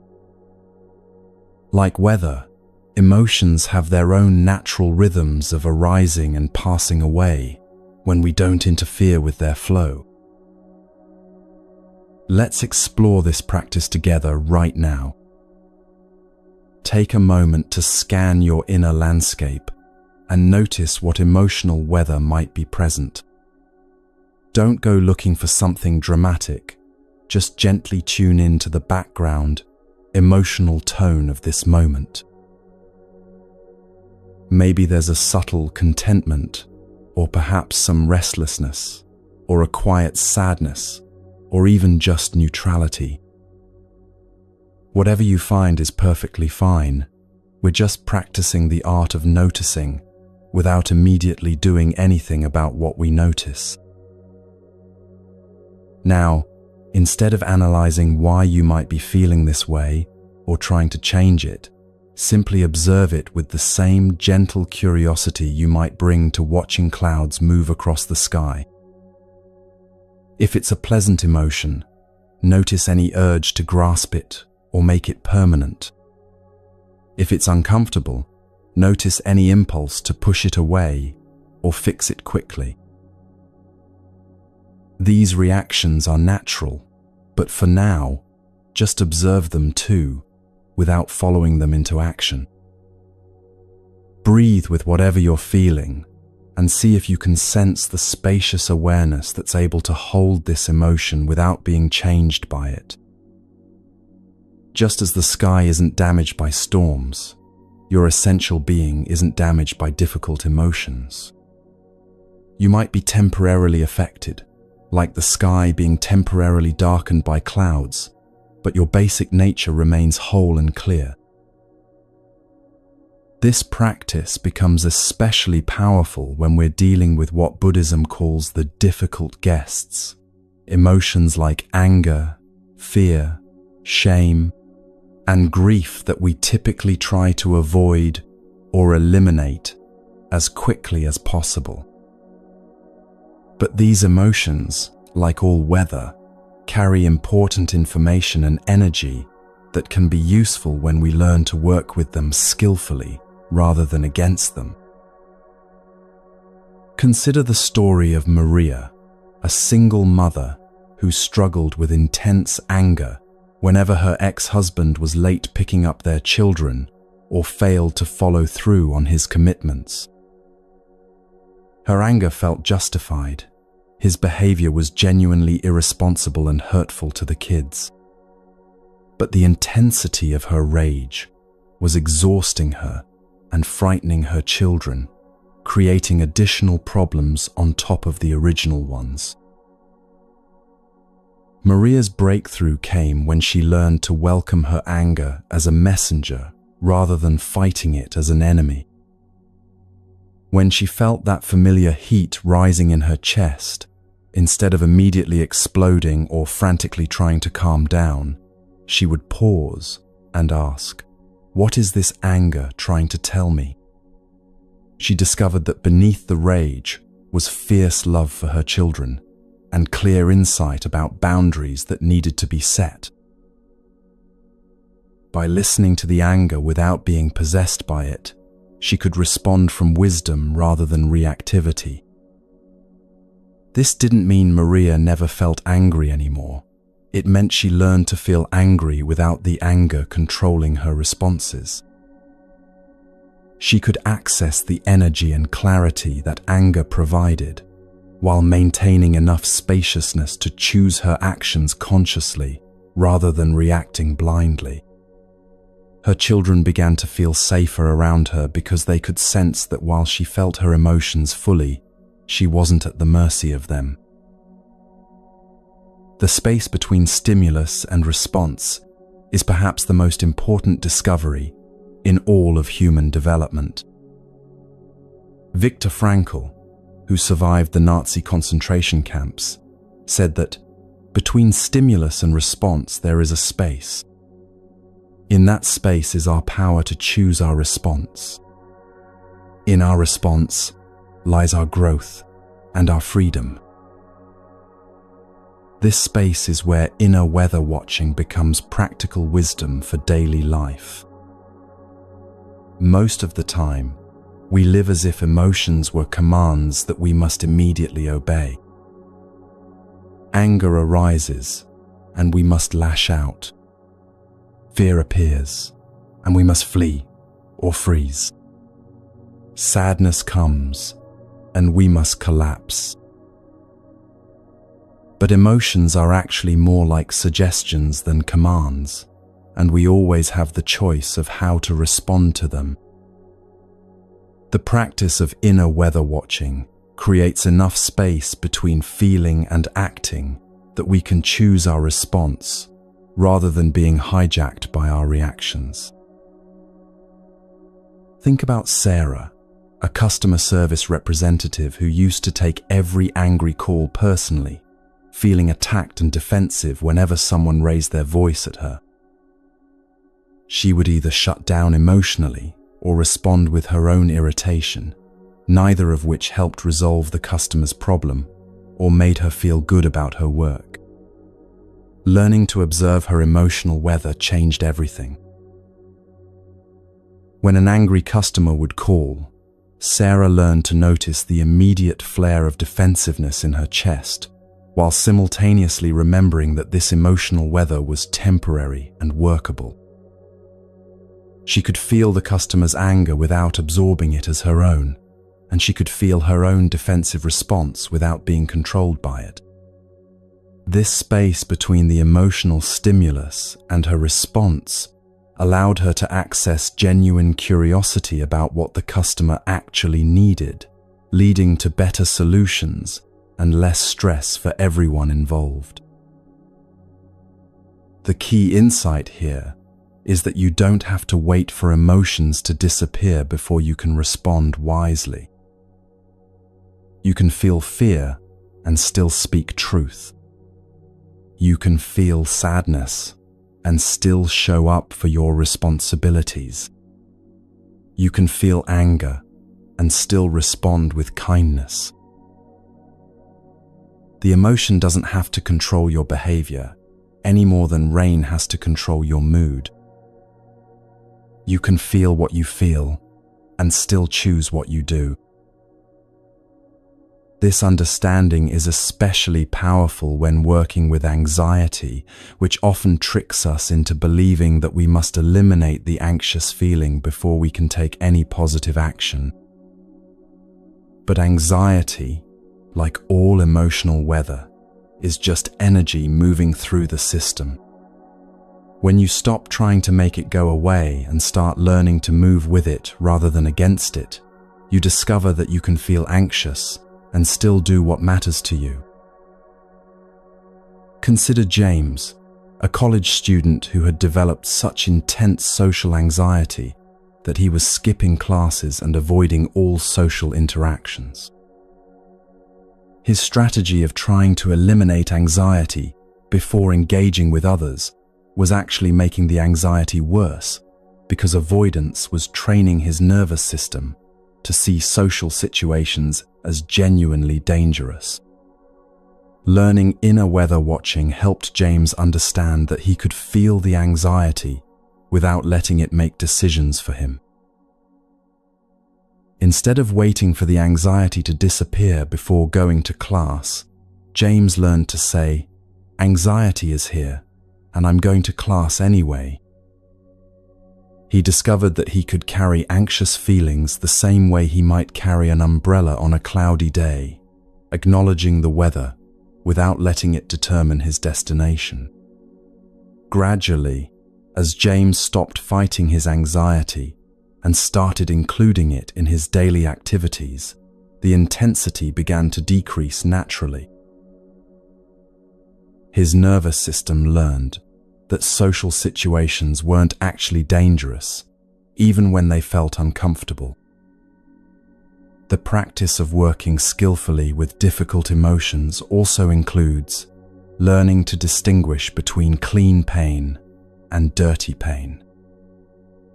Clean pain is the natural emotional response to life's challenges, the grief that comes with loss, the fear that arises in genuinely uncertain situations, the anger that emerges when boundaries are violated. This pain is unavoidable and usually quite manageable when we don't resist it. Dirty pain is the additional suffering we create through our resistance to clean pain, the stories we tell ourselves about why we shouldn't be feeling what we're feeling, the judgments we make about our emotional responses, the shame we pile on top of natural human reactions. When you practice inner weather watching, you learn to feel clean pain without adding dirty pain on top of it. You can feel sad without deciding that sadness means you're weak. You can feel scared without concluding that fear makes you a failure. You can feel angry without judging yourself as a bad person for having human reactions to frustrating situations.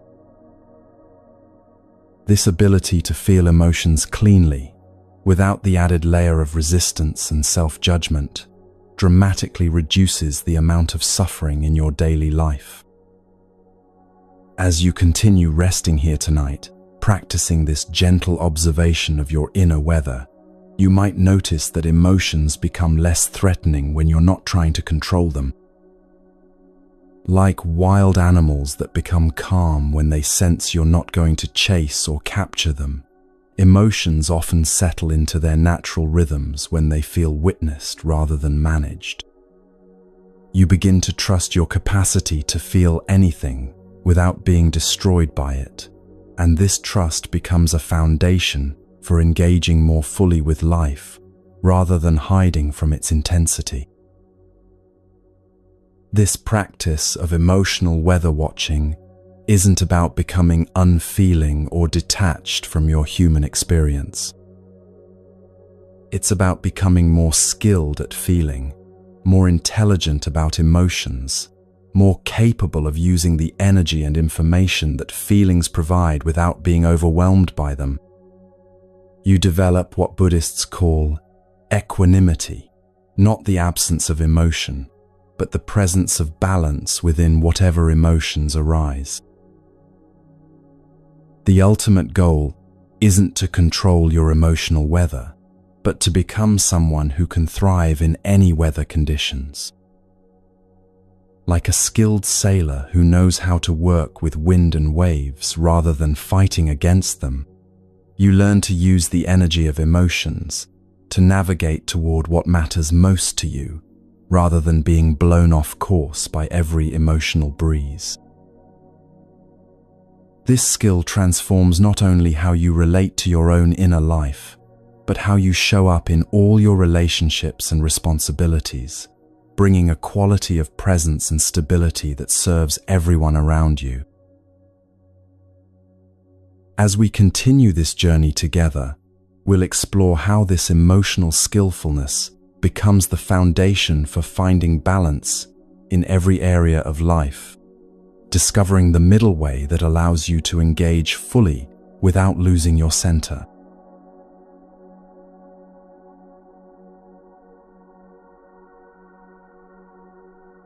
The middle way is perhaps Buddhism's most practical gift to modern life, yet it's often the most misunderstood. Many people think it means finding some lukewarm compromise between extremes, always choosing the safe middle ground, never taking a strong stand about anything. But the Buddha's middle way is far more dynamic and intelligent than that. It's about finding the responsive balance between effort and ease, between caring and letting go, between engagement and detachment in each unique moment. It's not a fixed position, but a flowing dance, constantly adjusting to what life requires right now. The Buddha discovered the middle way through his own painful experience with extremes. Before his awakening, he spent years practicing severe asceticism, depriving his body of food and comfort, believing that enlightenment could only come through punishing the flesh. He became so thin that when he pressed his stomach, he could feel his backbone. But this extreme deprivation only made him weak and unclear, further from wisdom rather than closer to it. When he finally accepted a bowl of rice milk from a village girl, his fellow ascetics abandoned him, believing he had given up on the spiritual path. But the Buddha realized something profound. Neither extreme indulgence nor extreme deprivation led to freedom. The path to awakening lay in the intelligent middle, caring for the body without being enslaved by its desires, engaging with life without being overwhelmed by its demands. Like tuning a stringed instrument, if the string is too tight, it breaks. If it's too loose, it won't make music. The middle way is finding that perfect tension where life can sing. In our daily lives, we constantly face this same challenge of finding the right tension. Consider parenting, where the extremes are easy to spot, but the middle way requires constant recalibration. On one side, there's the helicopter parent who tries to control every aspect of their child's experience, hovering anxiously over homework, orchestrating social interactions, eliminating every possible disappointment or challenge. On the other side, there's the completely hands-off parent who provides no guidance, structure, or support, believing that children should figure everything out for themselves. Neither extreme serves the child's development. The overprotective approach creates anxiety and dependence, robbing children of the confidence that comes from overcoming challenges on their own. The neglectful approach abandons children to navigate complex situations without the wisdom and support they need to learn skillfully from their experiences. The middle way in parenting is what child psychologists call authoritative parenting, providing both warmth and boundaries, support and challenge, guidance and freedom. Let me share the story of Jennifer, a single mother who struggled to find this balance with her teenage son Marcus. After her divorce, Jennifer swung between two extremes, sometimes trying to be her son's best friend, avoiding any conflict or discipline because she felt guilty about the upheaval in his life, and other times becoming rigid and controlling when his grades started slipping and he began staying out past curfew. Neither approach was working. The permissive periods left Marcus feeling insecure and directionless, while the controlling periods created resentment and rebellion. Jennifer's transformation began when she learned that love isn't the absence of boundaries, it's boundaries held with love. She started having honest conversations with Marcus about her expectations and the reasons behind them, involving him in creating family rules rather than imposing them unilaterally.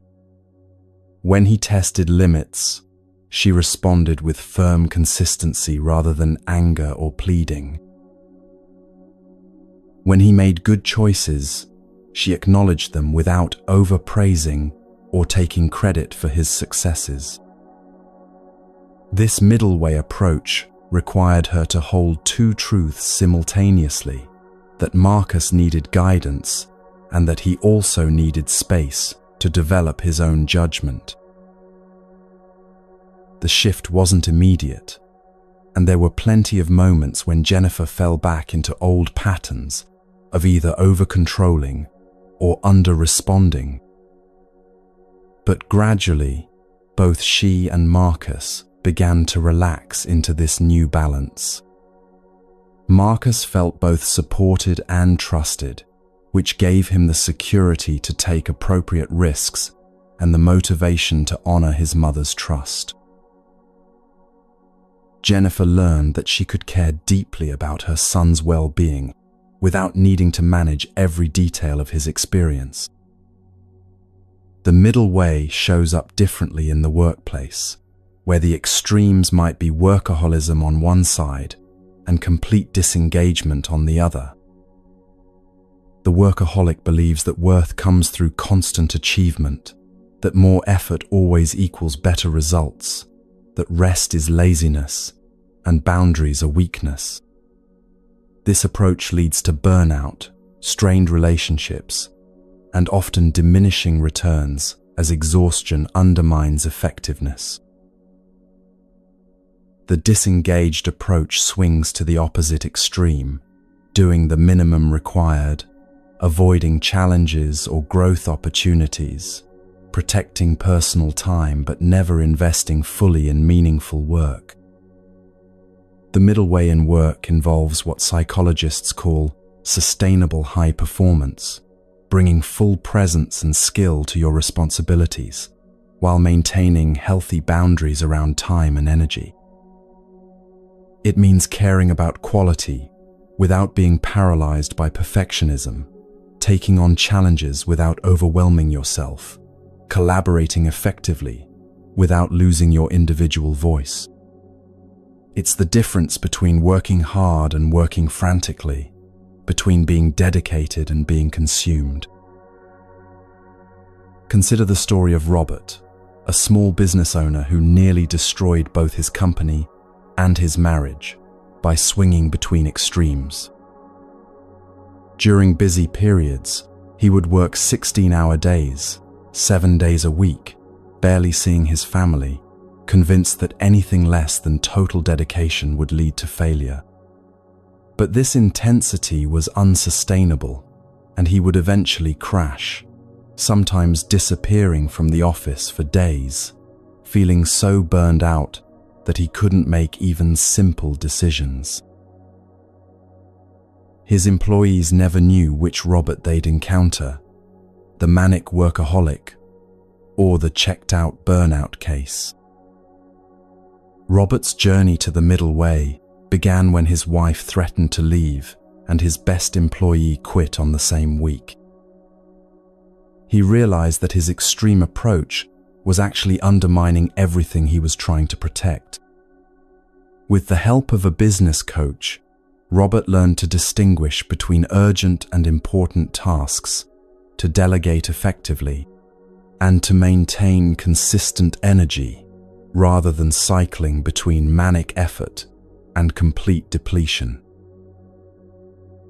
He started taking regular breaks, established firm boundaries around family time, and discovered that this sustainable approach actually improved his decision-making and leadership effectiveness.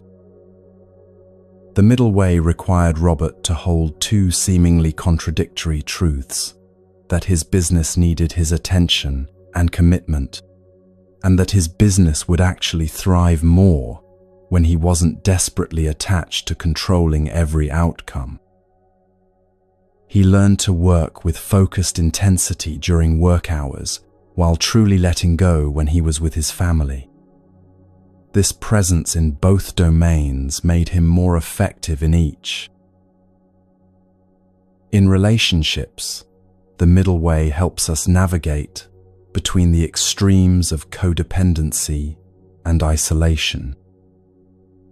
Codependent relationships involve losing yourself in another person's needs, moods, and problems, trying to manage their emotional states, taking responsibility for their happiness while neglecting your own well-being. The opposite extreme is emotional isolation, keeping walls up, never being vulnerable, maintaining independence at the cost of genuine intimacy. Neither approach creates the deep connection that most people are seeking. The middle way in relationships involves what psychologists call differentiation, the ability to remain emotionally connected while maintaining your individual identity. It means you can care deeply about someone without making their feelings your responsibility. You can be influenced by others without losing your center. You can offer support without sacrificing your own needs. You can be intimate without being consumed. Think about Sarah and Michael, a couple who struggled with this balance for years.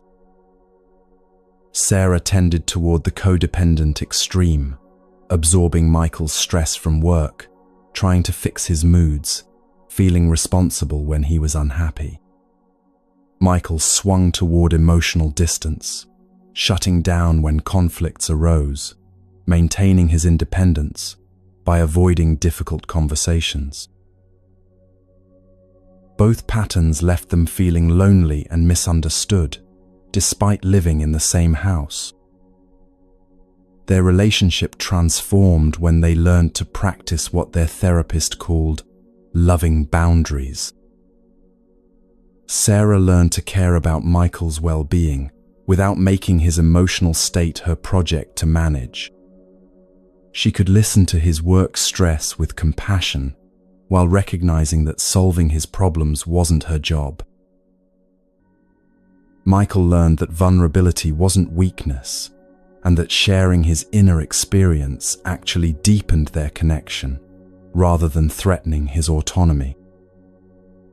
Both of them discovered that the middle way in love means being fully yourself while remaining open to being deeply known by another. The practice of finding the middle way requires developing what Buddhists call right effort, not too tight, not too loose, but responsive to what each situation actually requires. This isn't something you figure out once and then apply mechanically to every situation. It's a moment-to-moment attunement, like a jazz musician listening to the music and responding with exactly the right note at exactly the right time. Right effort also means learning to distinguish between productive action and wasteful struggle. When you're applying right effort, you feel energized even when doing difficult things. Your body remains relatively relaxed, your breathing stays natural, and you have a sense of flow even in challenging circumstances. When you're struggling wastefully, your body tenses unnecessarily, your breathing becomes shallow, and you feel like you're swimming against a riptide. Learning to recognize these differences in your own body becomes your guide to finding the middle way in any situation. Let's practice this recognition together, right now. Bring to mind a situation in your life where you've been either pushing too hard or not engaging enough, perhaps a relationship where you've been overgiving, a project where you've been procrastinating, or a goal where you've been forcing outcomes. Don't choose something overwhelming. Pick something manageable that you can explore gently. Now imagine approaching this situation with excessive effort, pushing, forcing, trying to control every variable. Notice what happens in your body when you think about this approach. Do you feel tension, urgency, a sense of strain? This physical feedback is information about the unsustainability of extreme effort. Now imagine the opposite extreme, complete withdrawal, giving up, checking out entirely from this situation. Again, notice what happens in your body.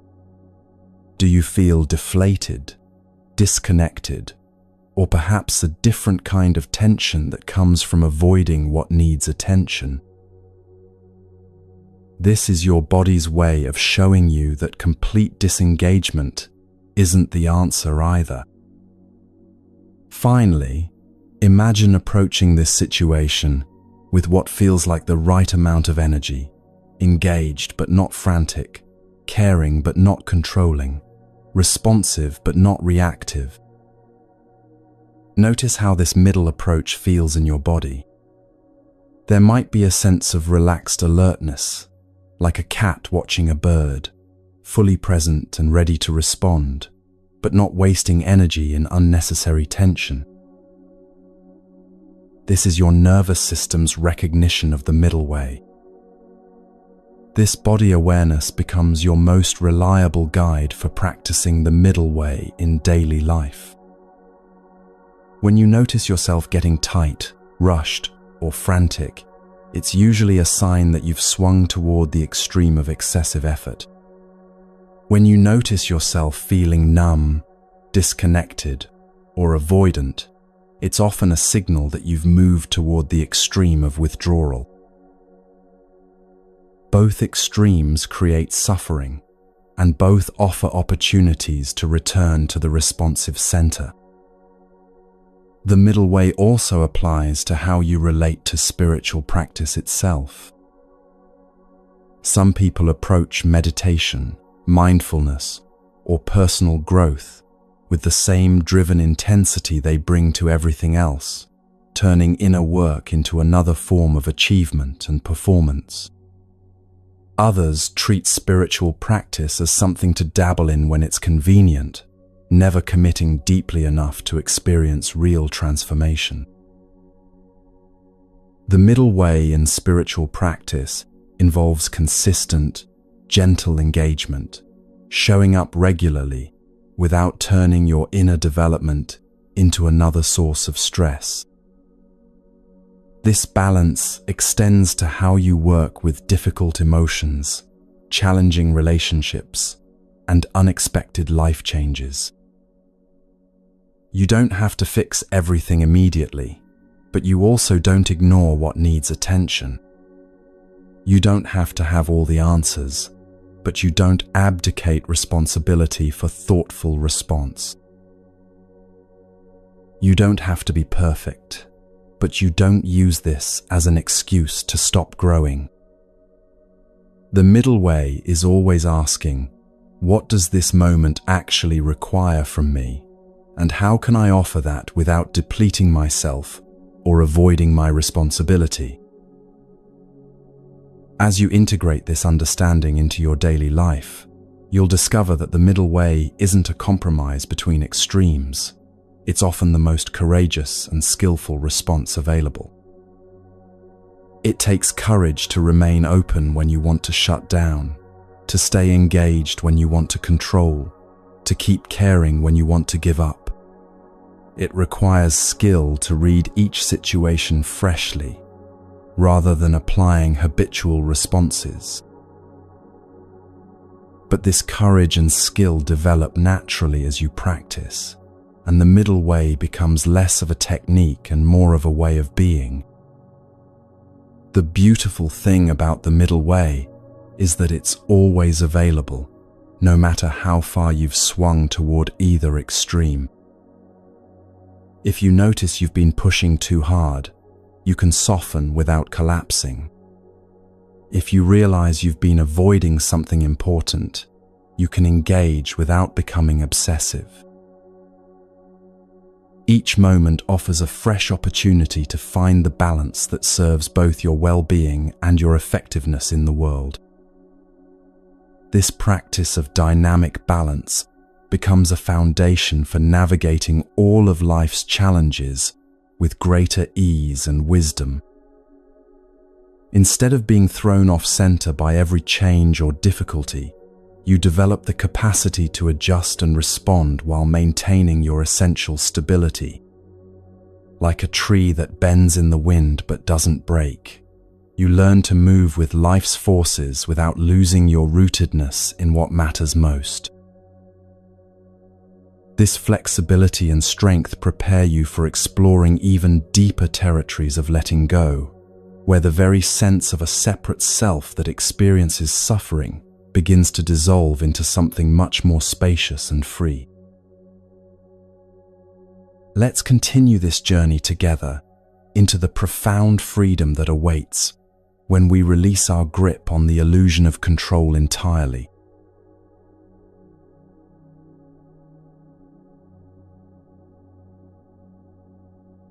As we journey deeper into the heart of Buddhist wisdom, we encounter one of the most liberating yet challenging insights of all: the recognition that control, as we typically understand it, is largely an illusion. This doesn't mean that our actions don't matter, or that we're powerless to influence our lives. It means that the tight grip we maintain on trying to manage outcomes, other people's responses, and the unfolding of events is both exhausting and ultimately futile. Learning to release this grip isn't giving up. It's waking up to a more intelligent and peaceful way of engaging with life. The Buddha taught something called dependent origination, which reveals that everything that exists arises in dependence upon multiple causes and conditions. Nothing exists independently or in isolation. Your thoughts depend on your experiences, your mood, your physical state, what you had for breakfast, the weather, the conversation you had yesterday, and countless other factors you're not even aware of. Your relationships depend on both people's histories, their current circumstances, their families of origin, their stress levels, their health, and infinite other conditions that are constantly shifting. Even your successes and failures arise from webs of causation so complex that taking complete credit or blame for outcomes becomes almost comical. This understanding begins to dissolve the myth of the self-made individual who controls their destiny through sheer willpower.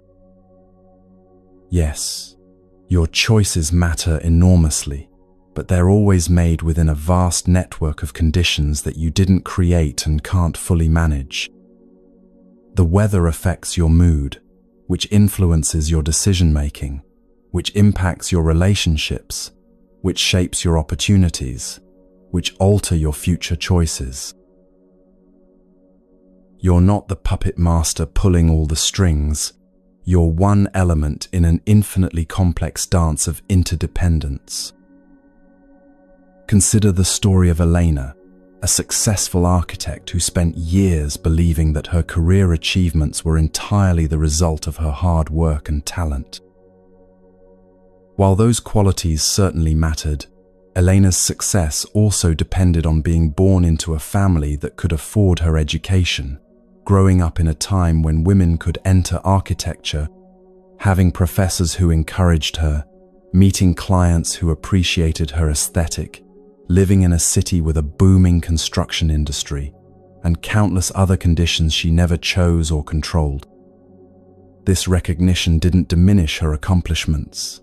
It freed her from the exhausting pressure of believing she had to single-handedly create and maintain her success.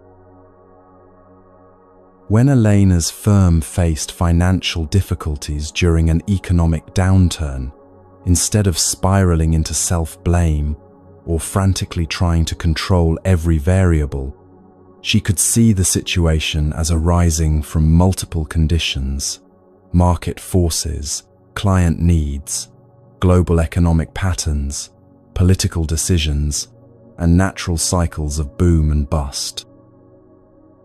This perspective allowed her to respond skillfully to what she could influence, while releasing the futile attempt to control what she couldn't. She focused her energy on adapting her business model rather than fighting against economic realities, and her firm not only survived, but eventually thrived by finding new niches that emerged from the changing conditions. The illusion of control often shows up most painfully in our relationships, where we exhaust ourselves trying to manage other people's feelings, choices, and behaviors. We believe that if we just say the right thing, do the right thing, or give enough love, we can make someone else happy, healthy, or successful. But other people's responses depend on their own complex web of conditions: their upbringing, their current stress levels, their biochemistry, their unhealed wounds, their dreams and fears, their spiritual development, and countless factors that have nothing to do with us. Think about Michael, a father who spent years trying to control his adult son's career choices, believing that his guidance and pressure could steer his son away from what Michael saw as mistakes. The more Michael pushed, the more his son resisted, and their relationship deteriorated as the son began to avoid family gatherings and stopped sharing important life updates. Michael's wake-up call came when he realized that his son's choices were arising from the son's own complex set of conditions: his personality, his generation's values, his experiences that Michael had never had, his needs that Michael couldn't understand, and his path that was ultimately his own to walk. Releasing control didn't mean Michael stopped caring about his son's well-being. It meant he shifted from trying to control his son's choices to offering support for whatever choices his son made. Instead of pushing his agenda, Michael learned to listen, to ask questions without attachment to the answers, and to trust that his son's life would unfold according to its own intelligence. Paradoxically, this shift brought them closer together, as the son felt safe to share his struggles and dreams without fear of judgment or unwanted advice. The recognition of dependent origination also transforms how we understand success and failure. When something goes well, we can appreciate our contribution without inflating our ego with the belief that we're solely responsible. When something goes poorly, we can learn from our part without collapsing under the weight of total blame. Both success and failure arise from countless interweaving conditions, and our role is to respond skillfully to whatever conditions are present, rather than trying to control all the variables. This shift in perspective naturally leads to what Buddhism calls compassion without rescue, the ability to care deeply for others' suffering without feeling responsible for eliminating their pain. True compassion recognizes that each person's journey through difficulty is part of their own complex unfolding, and that our attempts to rescue them from their experience often rob them of the growth and strength that can emerge from meeting challenges directly. This doesn't mean becoming indifferent to others' pain. It means learning to hold space for their pain without making it our project to fix. Consider the story of Janet, a mother whose adult daughter struggled with depression. For years, Janet had tried everything she could think of to make her daughter feel better, researching treatments, finding therapists, offering advice, visiting frequently, sending care packages, even moving closer to provide more support. While her intentions were loving, Janet's constant rescue attempts were actually preventing her daughter from developing her own coping skills and resources. The daughter began to feel like a broken project that needed fixing rather than a whole person capable of navigating her own healing journey. Janet's transformation began when she learned that her daughter's depression was arising from multiple conditions: genetic predisposition, past trauma, current life stresses, neurochemical factors, and spiritual questions that the daughter needed to explore on her own. Janet's love and support were important conditions in her daughter's life, but they weren't the conditions that would ultimately heal the depression. This understanding allowed Janet to shift from trying to cure her daughter to simply being present with her daughter's experience. Instead of constantly offering solutions, Janet learned to listen without immediately trying to fix.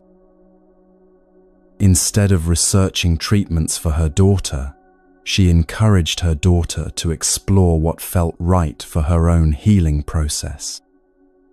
Instead of visiting with the agenda of cheering her daughter up, Janet showed up simply to be together, allowing space for whatever emotions were present. This shift felt counterintuitive at first. Wasn't she being less helpful by doing less?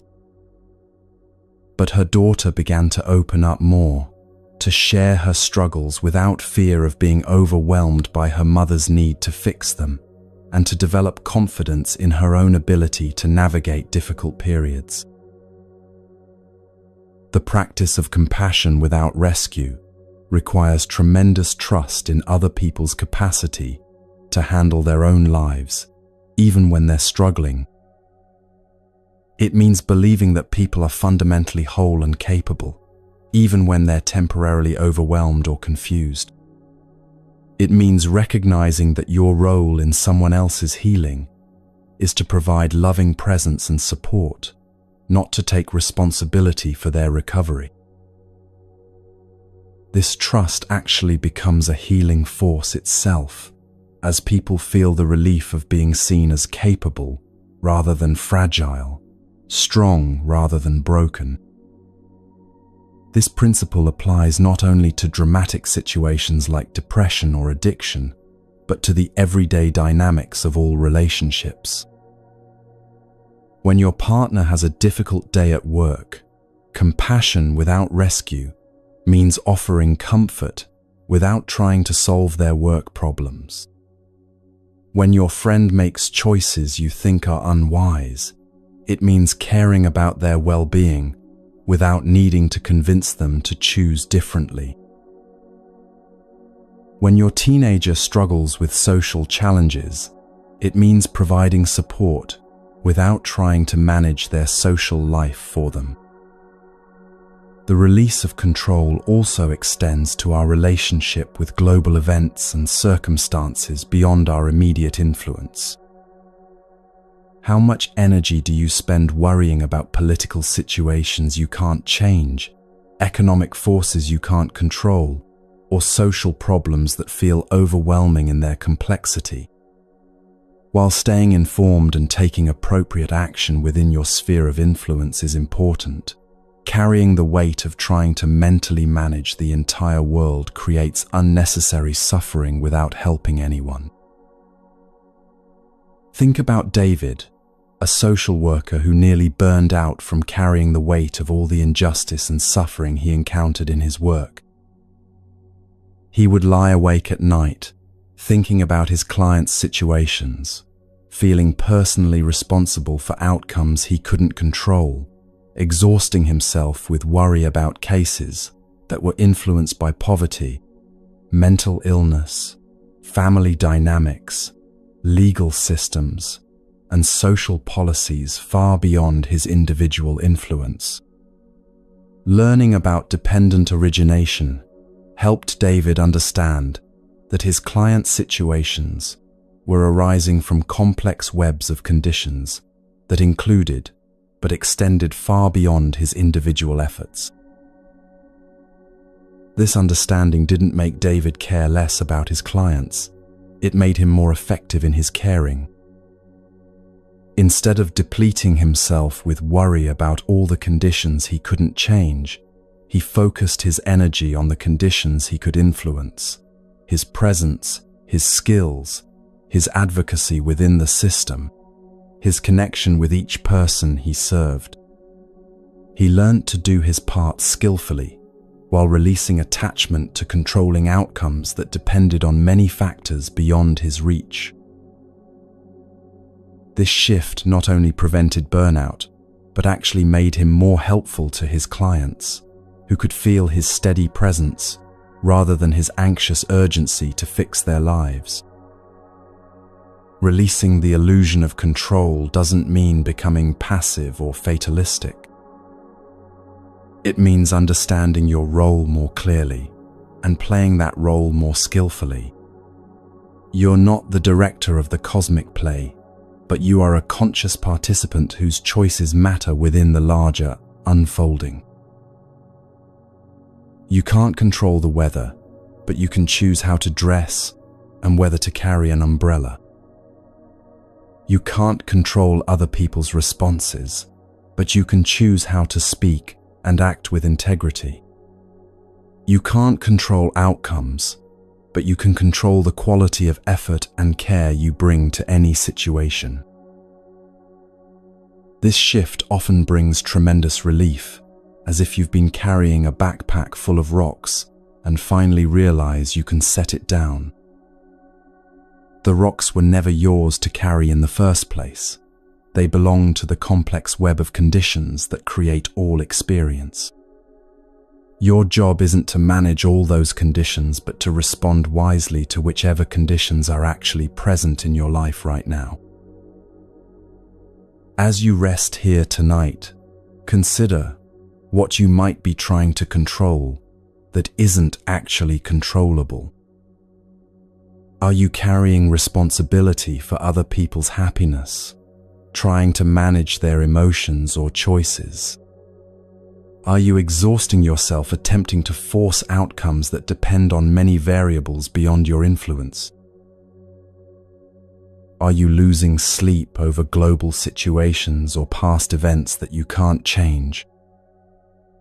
What would it feel like to release these impossible responsibilities and focus your energy on what's actually within your sphere of influence? Notice that letting go of control doesn't mean you care less about the people and causes that matter to you. It means you care more skillfully, more sustainably, more effectively. Like a gardener who tends their plot with dedication while accepting that the harvest depends on rain, sunshine, soil conditions, and countless other factors beyond their control, you can pour yourself fully into your life while holding outcomes lightly.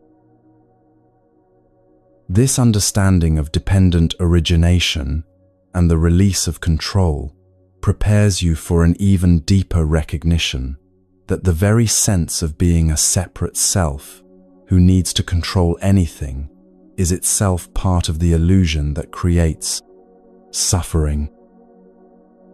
As this recognition deepens, you begin to discover a way of being that flows effortlessly with life's intelligence rather than fighting against it, opening into the profound peace that emerges when the war between yourself and reality finally comes to an end.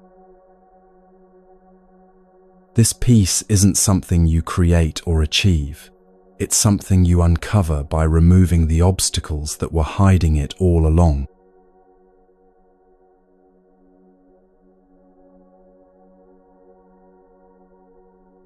Of all the truths the Buddha taught, perhaps none is more fundamental or more difficult for us to truly accept than the reality of impermanence. Everything that exists is in constant flux, constantly changing, constantly moving toward dissolution and transformation. Our bodies, our relationships, our thoughts, our circumstances, our very sense of who we are, all of it is flowing like water, never the same from moment to moment. Yet most of us live as if permanence were possible, as if we could somehow freeze the good moments and prevent the difficult ones, as if we could stop the river of change through sheer force of will. This resistance to impermanence is the root of so much human suffering. We cling to youth while our bodies age, hold on to relationships while people naturally grow and change, try to preserve peak experiences while life continues to unfold into new territories. We save things for special occasions that may never come, postpone important conversations until it's too late, and live as if we have unlimited time to become who we want to be. But what if accepting impermanence, rather than fighting it, could become the doorway to a deeper peace than any permanent arrangement could ever provide? There's a lesser-known Zen story about a master named Tokusan, who was known for his fierce teaching style and his deep understanding of impermanence. One autumn evening, as he sat with his students watching leaves fall from an ancient maple tree, a young monk asked, "Master, how can I find peace when I know that everything I love will eventually be lost?" Tokusan picked up a fallen leaf, brilliant red and gold, still beautiful despite being separated from its branch. "Tell me," the master said, holding up the leaf, "is this leaf dead or alive?" The student pondered and finally answered, "It's dead, master. It has fallen from the tree and will soon decay." Tokusan smiled and crumbled the leaf in his hand, letting the pieces scatter in the wind. "And yet," he said, "where has its beauty gone? Where is the red that delighted your eyes, the gold that caught the sunlight? Has the tree lost anything essential when the leaf returned to the earth that nourished it?" The student looked confused, so Tokusan continued, "You speak of loss, as if something real could actually disappear. But what if what you call death is simply transformation? What if what you call ending is just a new beginning you haven't learned to recognize yet?" He gestured to the tree, now bare but strong, its branches reaching toward the sky. Does this tree mourn its leaves, or does it trust that spring will bring new ones? Does it hold on to autumn, or does it flow gracefully into winter, knowing that each season has its own gifts? The master's teaching points to something profound about how we can relate to the reality of endings. Instead of seeing impermanence as a threat to be resisted, we can learn to see it as the very force that makes life dynamic, meaningful, and beautiful. The preciousness of a moment comes partly from knowing it won't last forever. The depth of love is intensified by the knowledge that our time with those we care about is limited and therefore sacred. This shift in perspective transforms how we experience loss and change.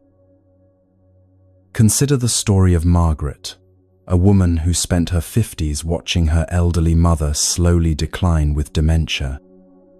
For months, Margaret fought against the reality of her mother's condition, researching every possible treatment, desperately trying to bring back the sharp, witty woman who had raised her. She would visit daily, becoming frustrated and heartbroken when her mother didn't recognize her, when conversations became impossible, when the woman she knew seemed to disappear piece by piece. Margaret's relationship with her mother's illness transformed when she stopped fighting the changes and started meeting her mother exactly where she was in each moment. Instead of mourning the loss of who her mother used to be, Margaret began to discover who her mother was becoming. Without the armor of her sharp intellect, her mother's essential sweetness became more visible. Without the ability to maintain social facades, her mother's capacity for simple joy in small pleasures, a piece of chocolate, a favorite song, the warmth of Margaret's hand, became more apparent. Margaret learned to love her mother in present tense rather than past tense. Each visit became an opportunity to connect with whoever her mother was that day, without the overlay of who she used to be or expectations of who she should be. This didn't eliminate the sadness of watching someone you love change in difficult ways, but it allowed Margaret to find precious moments of connection and even joy within the larger context of loss. She discovered that love itself doesn't require the beloved to remain unchanging.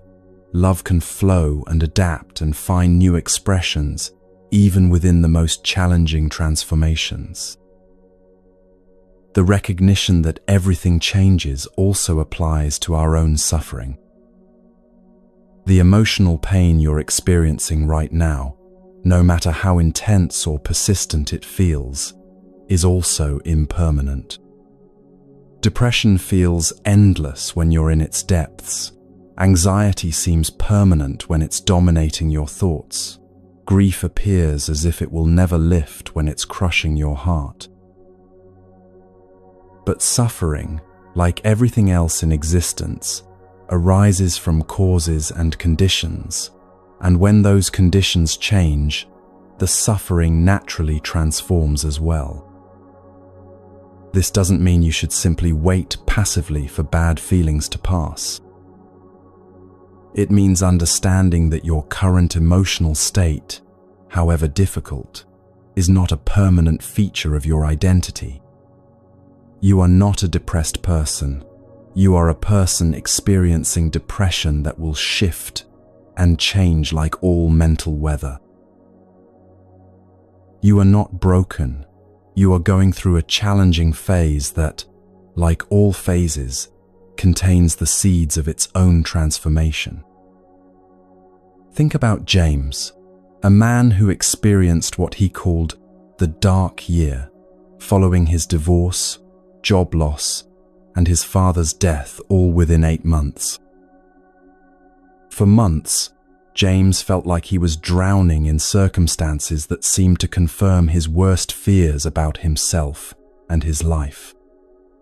The pain felt so total and overwhelming that he began to believe it was his new permanent reality, that this broken version of himself was who he truly was underneath all his previous successes and relationships.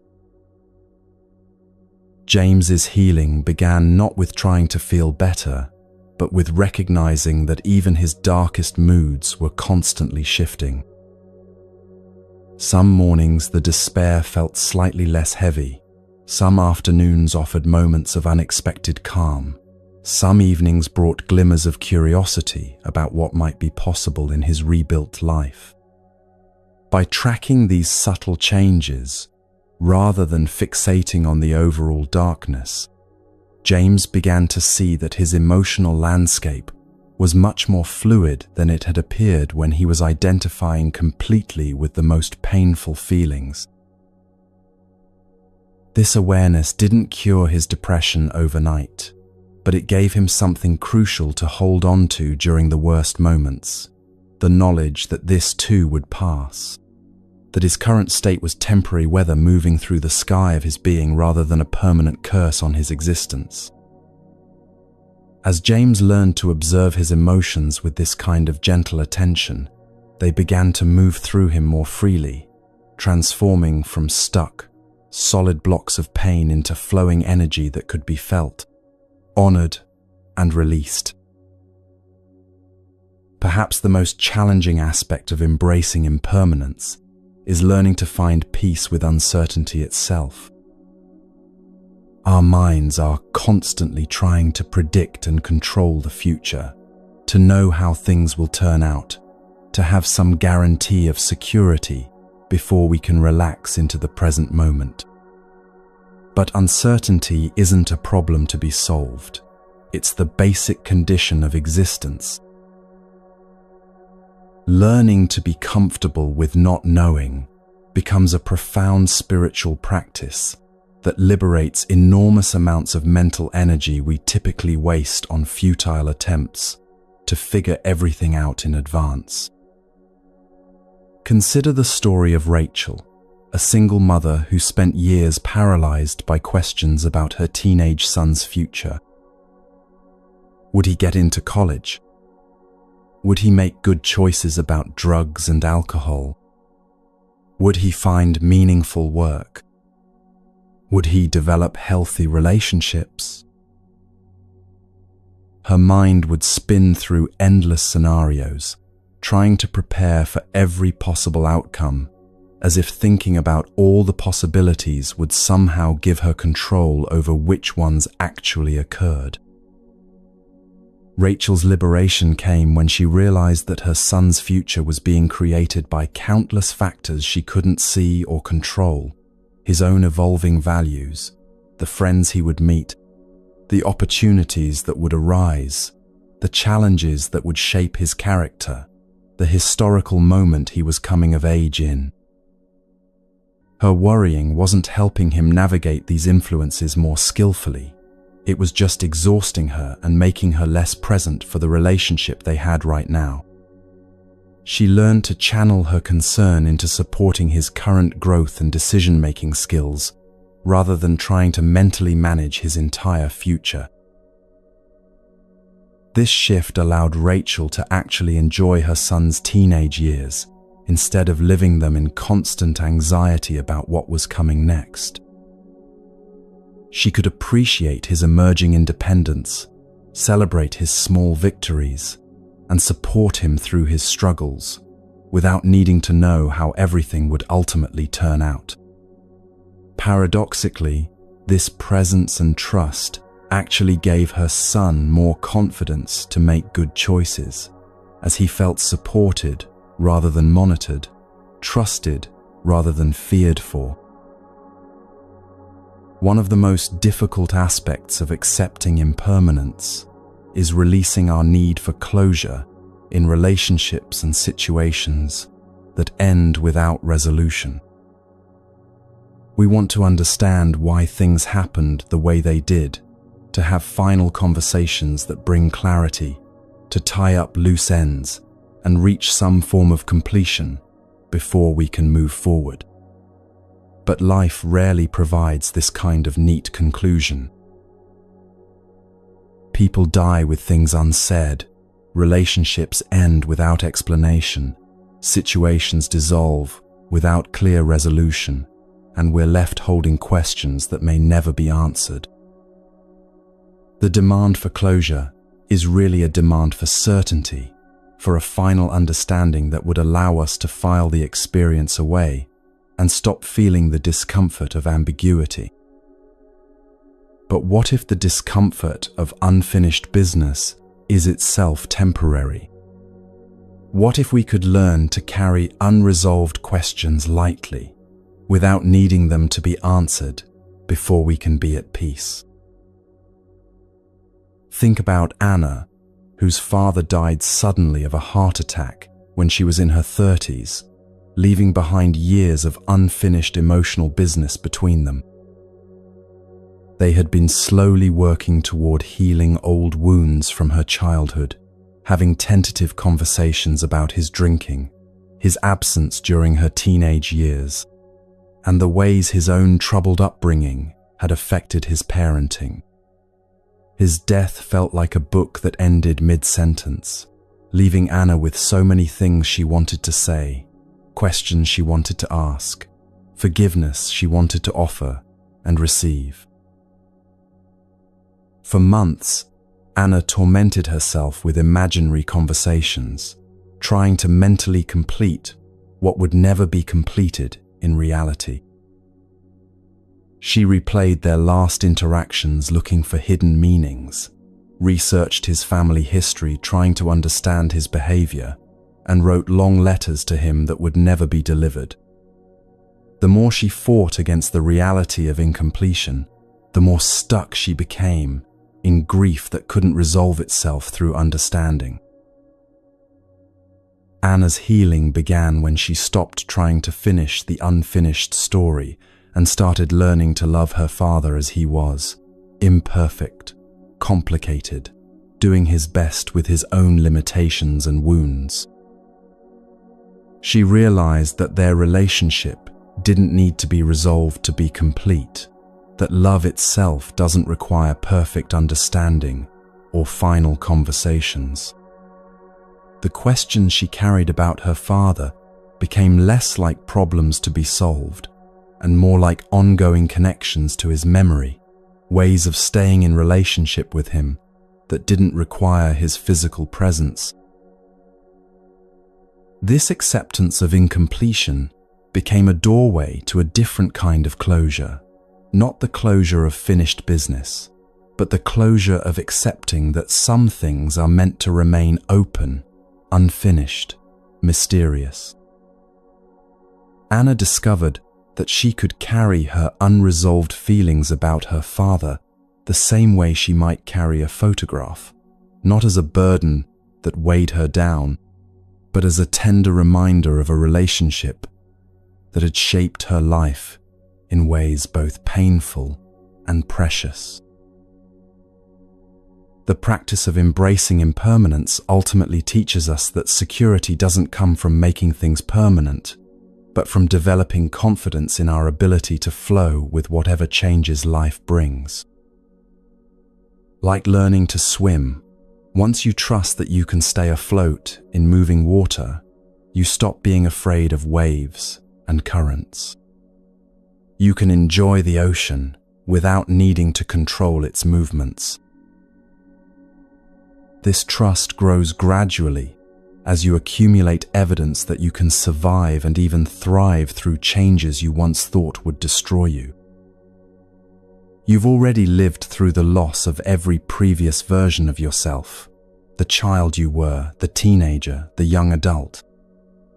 You've survived changes in your body, your relationships, your circumstances, your beliefs. Each transition taught you something about your capacity to adapt, to find meaning in new contexts, to discover aspects of yourself that only emerged through the process of change itself.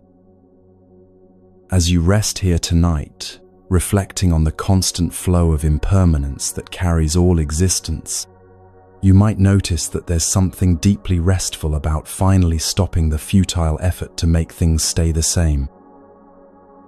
What would it feel like to love your life exactly as it is right now, knowing that it will certainly change? What would it be like to hold your relationships with gratitude for however long they last, without demanding that they last forever?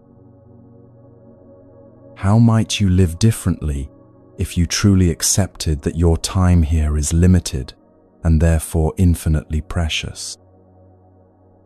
The acceptance of impermanence doesn't make life less meaningful. It makes every moment more vivid, more poignant, more alive. Like autumn leaves that become most beautiful just before they fall, like music that moves us precisely because each note dissolves into silence, like relationships that deepen through the knowledge that they're not guaranteed to last forever. Impermanence isn't the enemy of love and meaning. It's what gives them their power to transform us, to wake us up, to remind us that this moment, exactly as it is, will never come again. This recognition prepares us for the deepest letting go of all, the dissolution of the very sense of separation that makes us feel like we need to protect ourselves against the flow of life in the first place.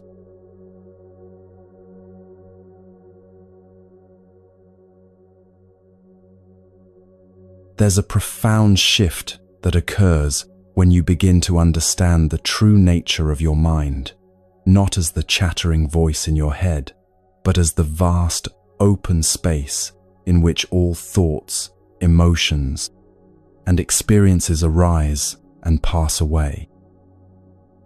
Most people live their entire lives believing they are their thoughts, carried along by every mental current like a leaf in a stream, never realizing they could be the stream itself, or better yet, the sky through which all streams flow. This recognition of your mind's spacious nature is perhaps the most liberating discovery available to human consciousness. In Tibetan Buddhism, there's a teaching that compares the mind to the sky and thoughts to clouds. Just as clouds appear in the sky but never stain or damage it, thoughts arise in awareness but don't fundamentally alter your essential nature. Clouds can be light and wispy, like gentle memories, or dark and stormy like painful emotions, but the sky remains vast, clear, and unaffected by whatever weather passes through it. Your awareness is like that sky, fundamentally open, naturally peaceful, and spacious enough to hold any experience without being diminished by it.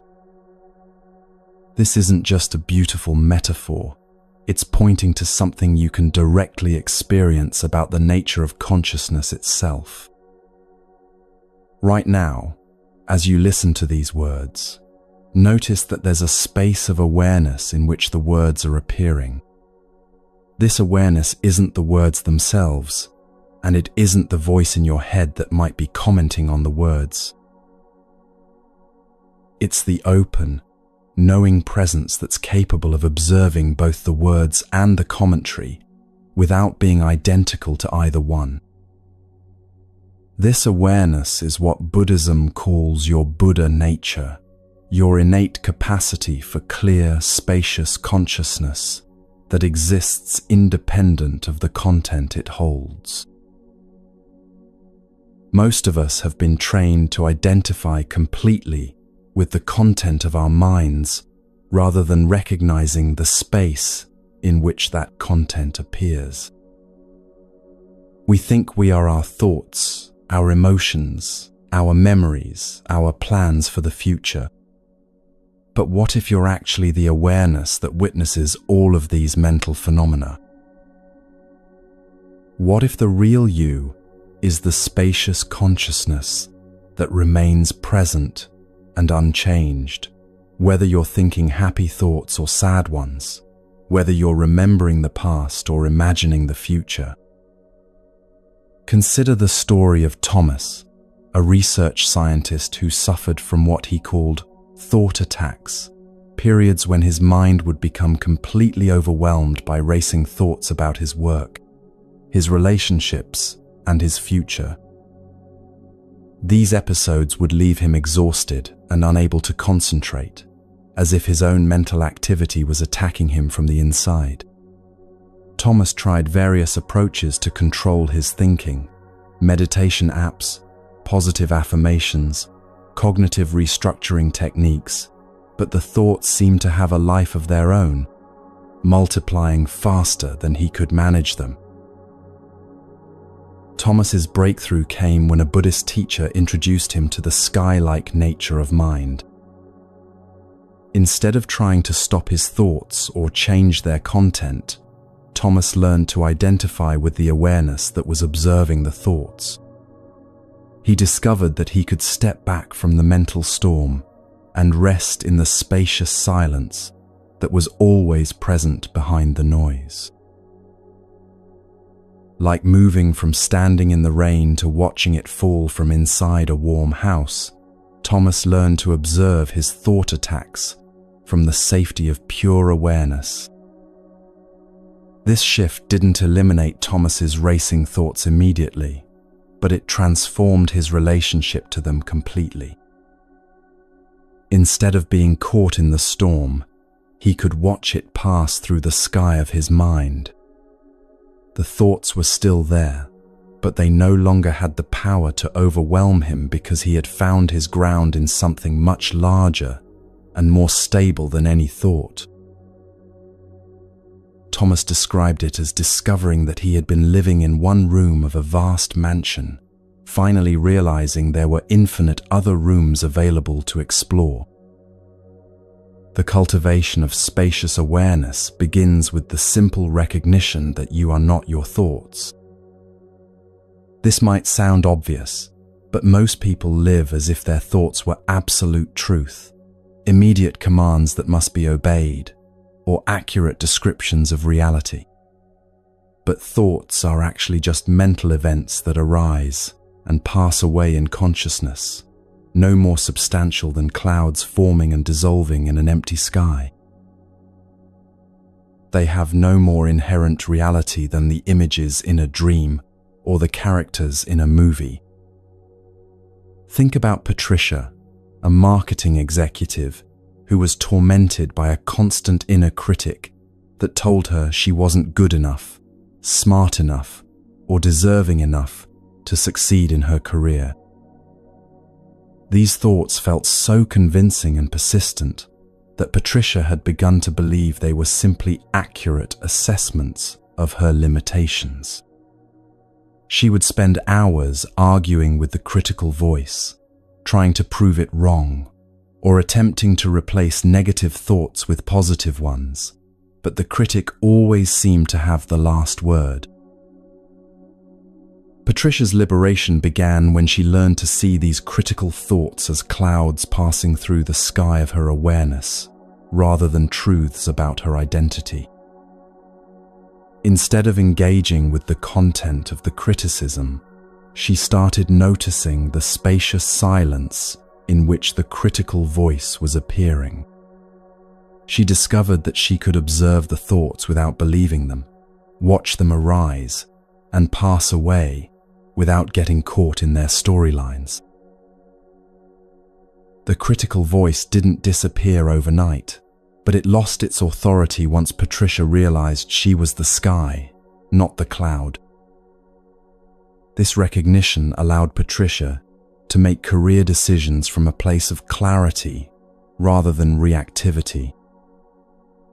When opportunities arose, instead of being paralyzed by self-doubt, she could feel the doubtful thoughts while simultaneously accessing the spacious awareness that saw beyond the mind's limited perspectives.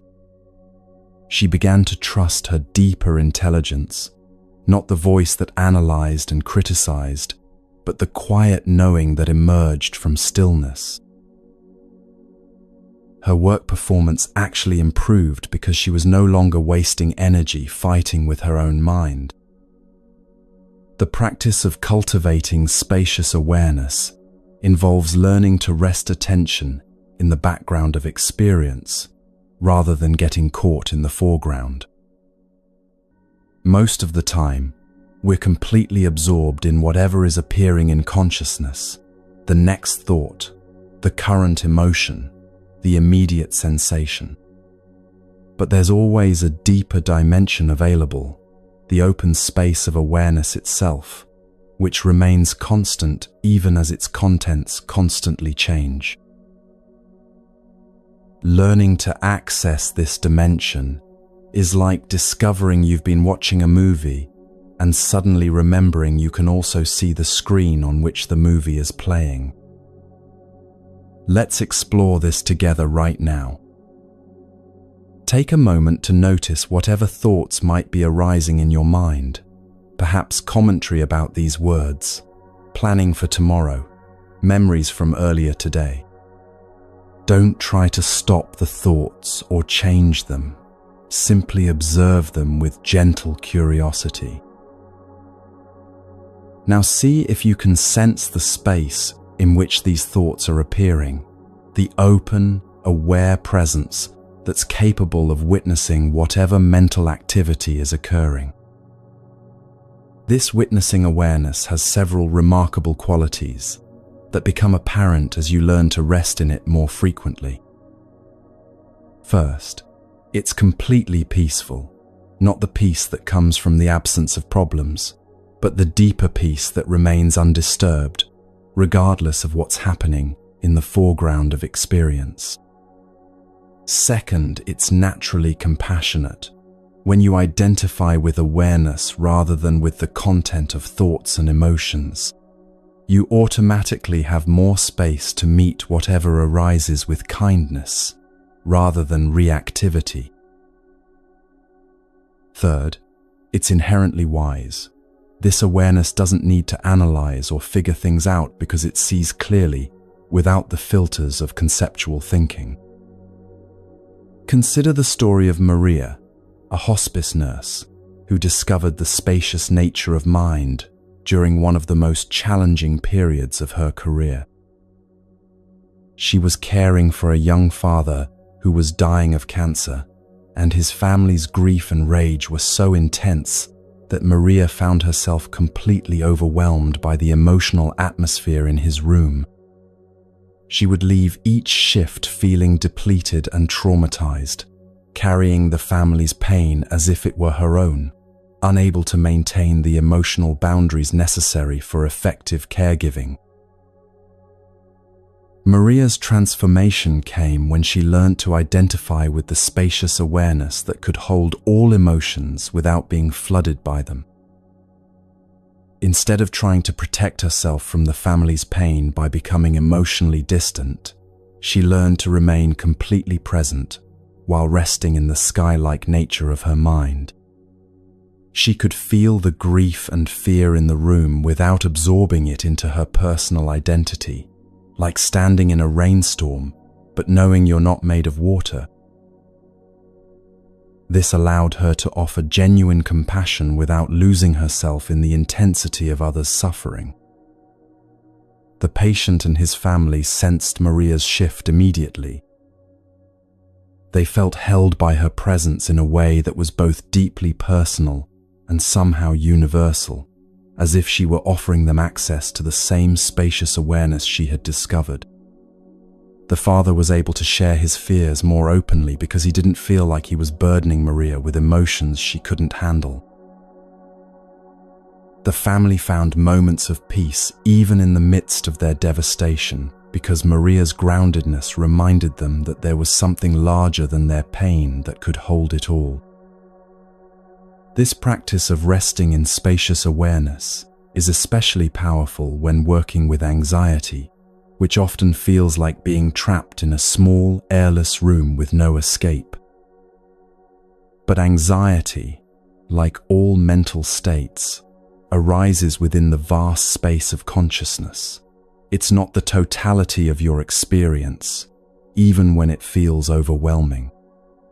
Learning to identify with the space rather than the anxiety transforms the entire experience from claustrophobic panic to workable energy moving through openness.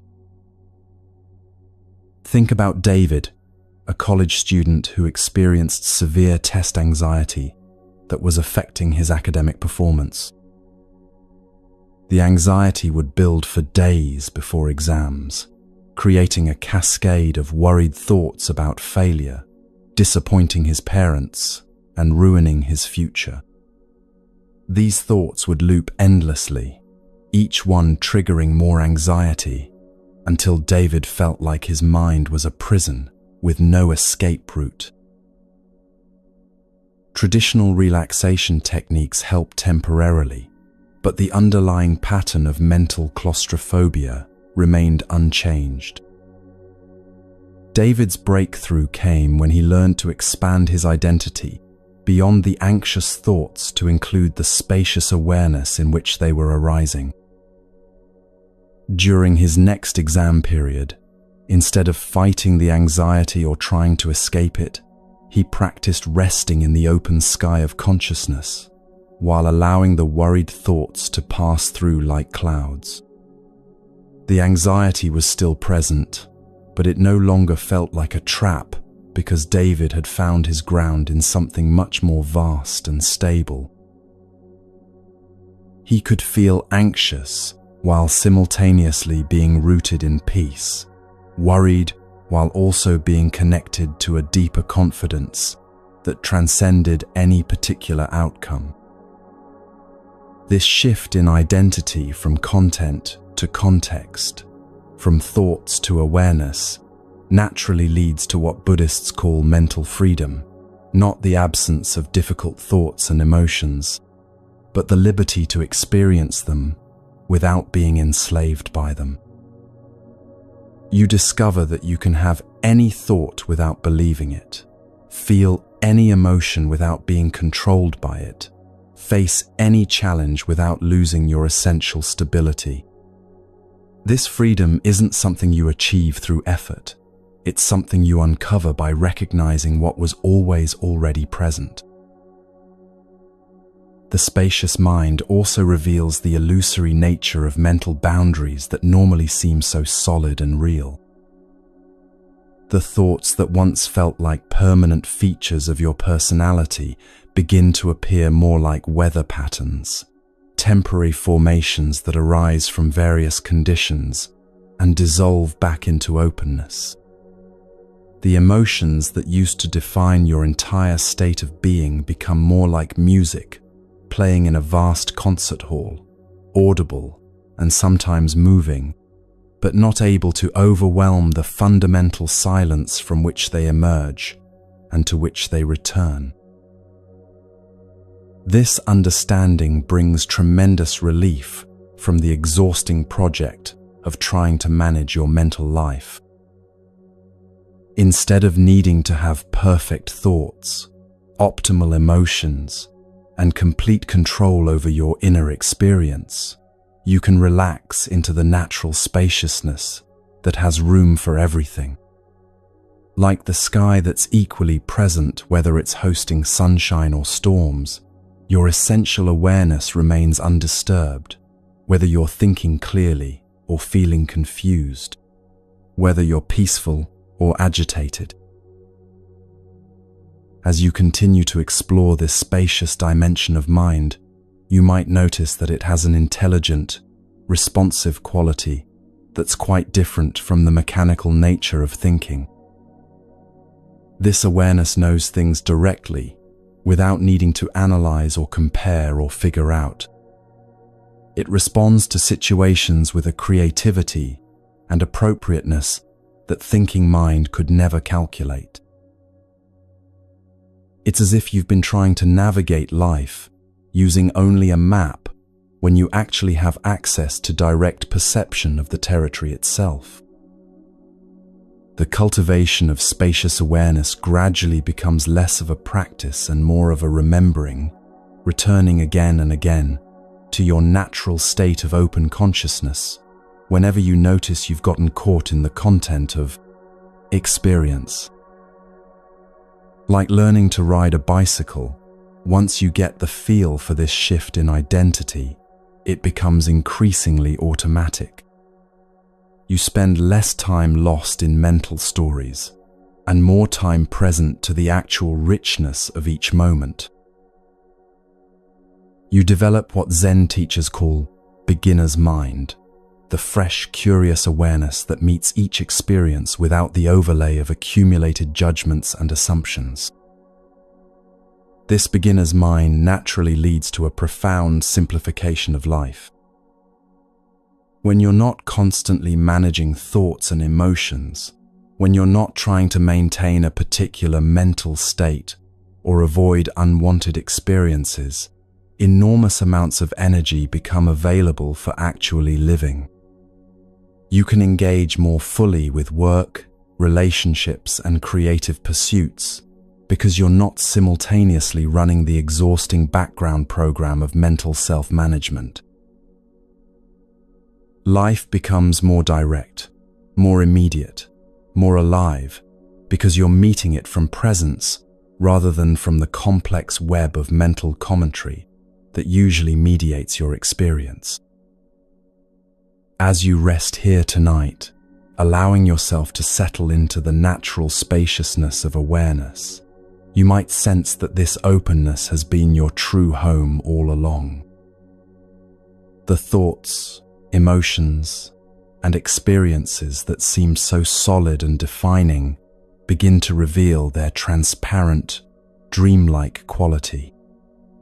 What remains is the simple, undeniable fact of being aware, not aware of something in particular, but just the pure presence of consciousness itself, open, clear, and at peace. This recognition prepares you for the ultimate simplification, discovering that even the sense of being a separate self who has awareness is itself just another cloud passing through the infinite sky of being. From this recognition emerges a way of living that's so natural and effortless, it hardly feels like a practice at all, yet transforms everything it touches with its gentle, persistent light.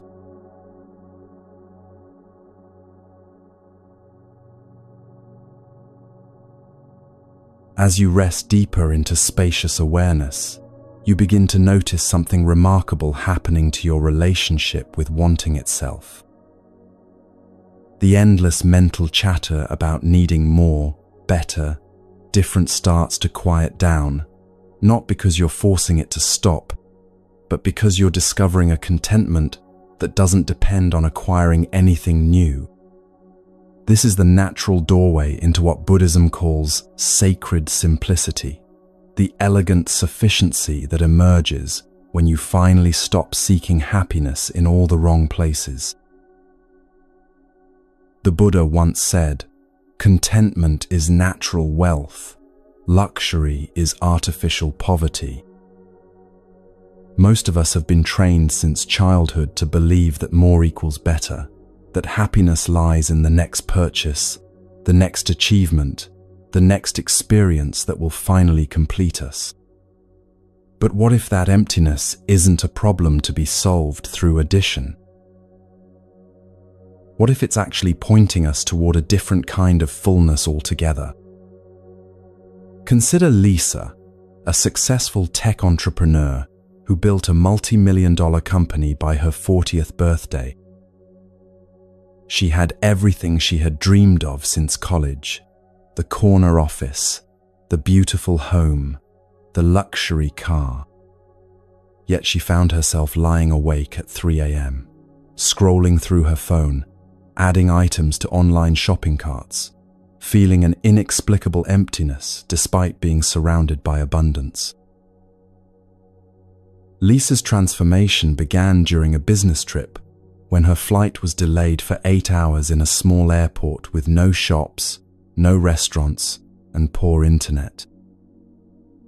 For the first time in years, she was forced to sit with nothing to buy, nothing to achieve, nothing to distract herself with, except her own presence.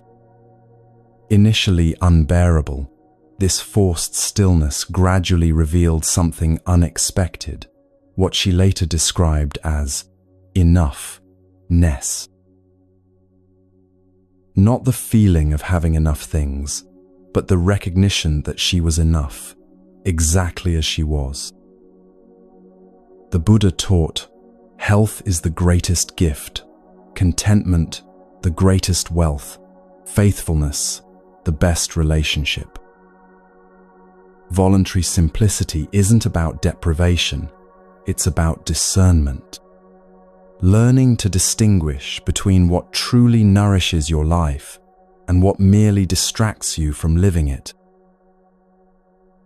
This wisdom naturally arises when you spend time in spacious awareness, because from that perspective, you can see clearly what brings genuine satisfaction versus temporary stimulation.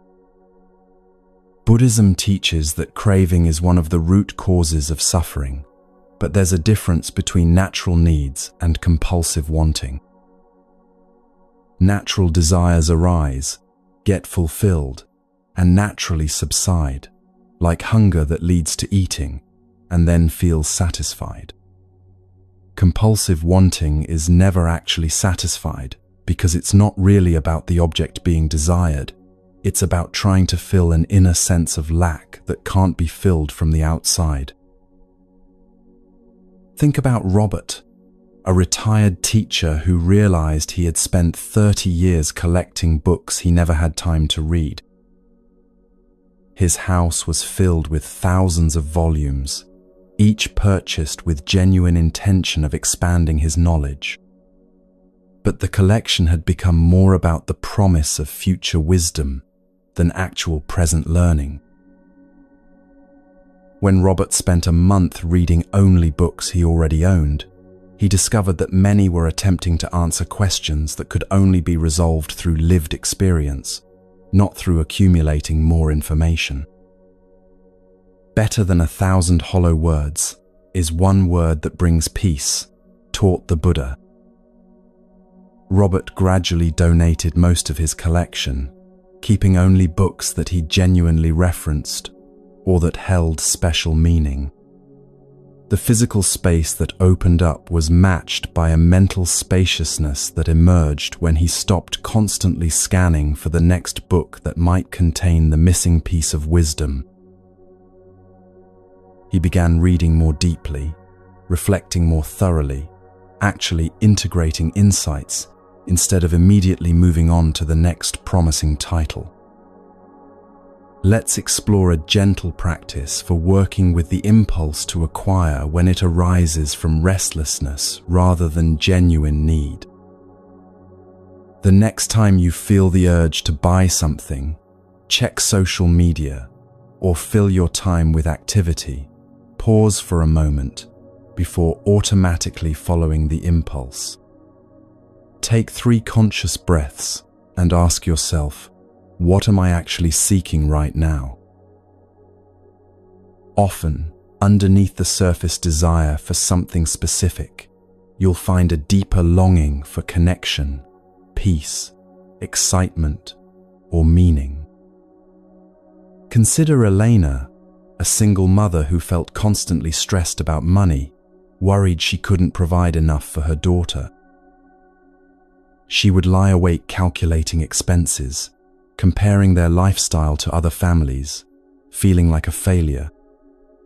Elena's relationship with abundance shifted when she began practicing enough inventory, deliberately noticing moments throughout each day when she and her daughter had everything they actually needed. We have enough food, enough warmth, enough time together right now, she would mentally note during breakfast. This practice didn't change Elena's financial situation, but it transformed her relationship to their circumstances completely. She began to see their life through the lens of sufficiency rather than scarcity, allowing her to make decisions from clarity rather than panic. Her daughter sensed this shift and felt more secure, not because they had more things, but because Elena was more present and less anxious. The Buddha said, "It is not the man who has too little, but the man who craves more, who is poor." The deepest level of voluntary simplicity involves releasing attachment to outcomes and finding contentment in the process of living itself. You can work toward goals without making your happiness dependent on achieving them. Love people without needing them to love you back in specific ways. You engage fully with life while holding everything lightly, like playing a game where you care about playing well but aren't destroyed if you don't win. This lightness naturally emerges as you rest in spacious awareness. From that perspective, you can see that happiness isn't something you need to create or acquire. It's the natural state that emerges when you stop creating unhappiness through resistance and craving. Peace isn't something you need to find.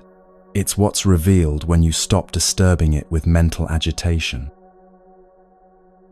As you practice sacred simplicity, your relationship to time begins to change.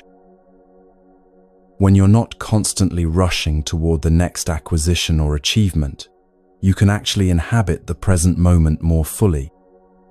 Time feels more spacious because you're not trying to cram it full of activities designed to make you feel productive or entertained. The Buddha taught, "Few are those among men who reach the farther shore. The rest of mankind only runs about on this side." Simplicity becomes not just a practice, but a way of seeing, a recognition that the most profound experiences are often the simplest ones, that the deepest truths are usually the most obvious ones. What you've been seeking in complexity has been quietly available in the ordinary miracle of just being here, breathing, aware, alive. The practice of sacred simplicity is ultimately about trust, trusting that you are enough, that what you have is enough, that this moment is enough to contain whatever joy, learning, or love is available right now. This trust allows you to stop the exhausting search for completion in external things and rest in the completeness that's always been your essential nature.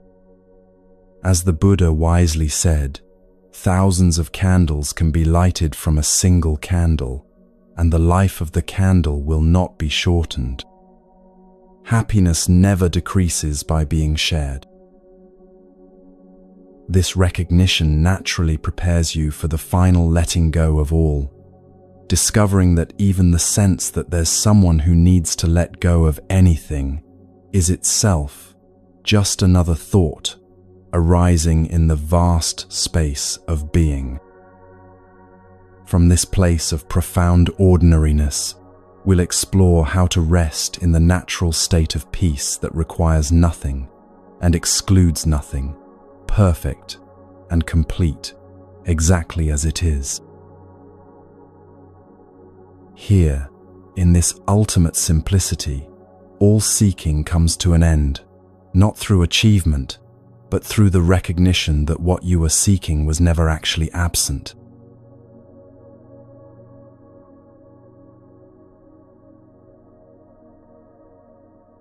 As we near the end of this gentle journey together, there's one final recognition that brings everything into perfect simplicity. Peace isn't something you need to create, achieve, or even find. It's what you are when you stop doing anything to disturb it. Like the sky that remains clear and vast whether clouds are present or absent, your essential nature is already and always at peace, regardless of what experiences are moving through your awareness. The Buddha said, "Peace comes from within. Do not seek it without." All the practices we've explored tonight, letting go of resistance, embracing impermanence, resting in spacious awareness, have been ways of removing the obstacles that were hiding the peace that was never actually absent. You weren't broken and needing to be fixed. You were whole and needing to remember. Right now, as you rest here, notice that there's nothing you need to do to be at peace. You don't need to let go of anything more, understand anything deeper, or become anyone different. Peace is the natural state of awareness when it's not grasping or pushing away. Like settling into warm water, you can simply sink into this natural restfulness that's always been here, waiting patiently beneath all the mental activity. Let your breath find its own rhythm. Let your thoughts come and go like gentle waves. Let yourself be held by the vast, tender awareness that you are not the small self that worries and wants, but the open space of being itself. Here, in this ultimate simplicity, all seeking ends not through finding something new, but through recognizing what was never lost.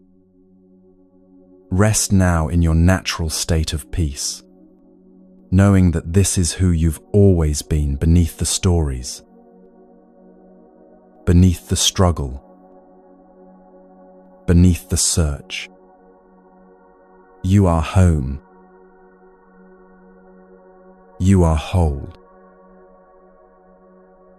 You are free.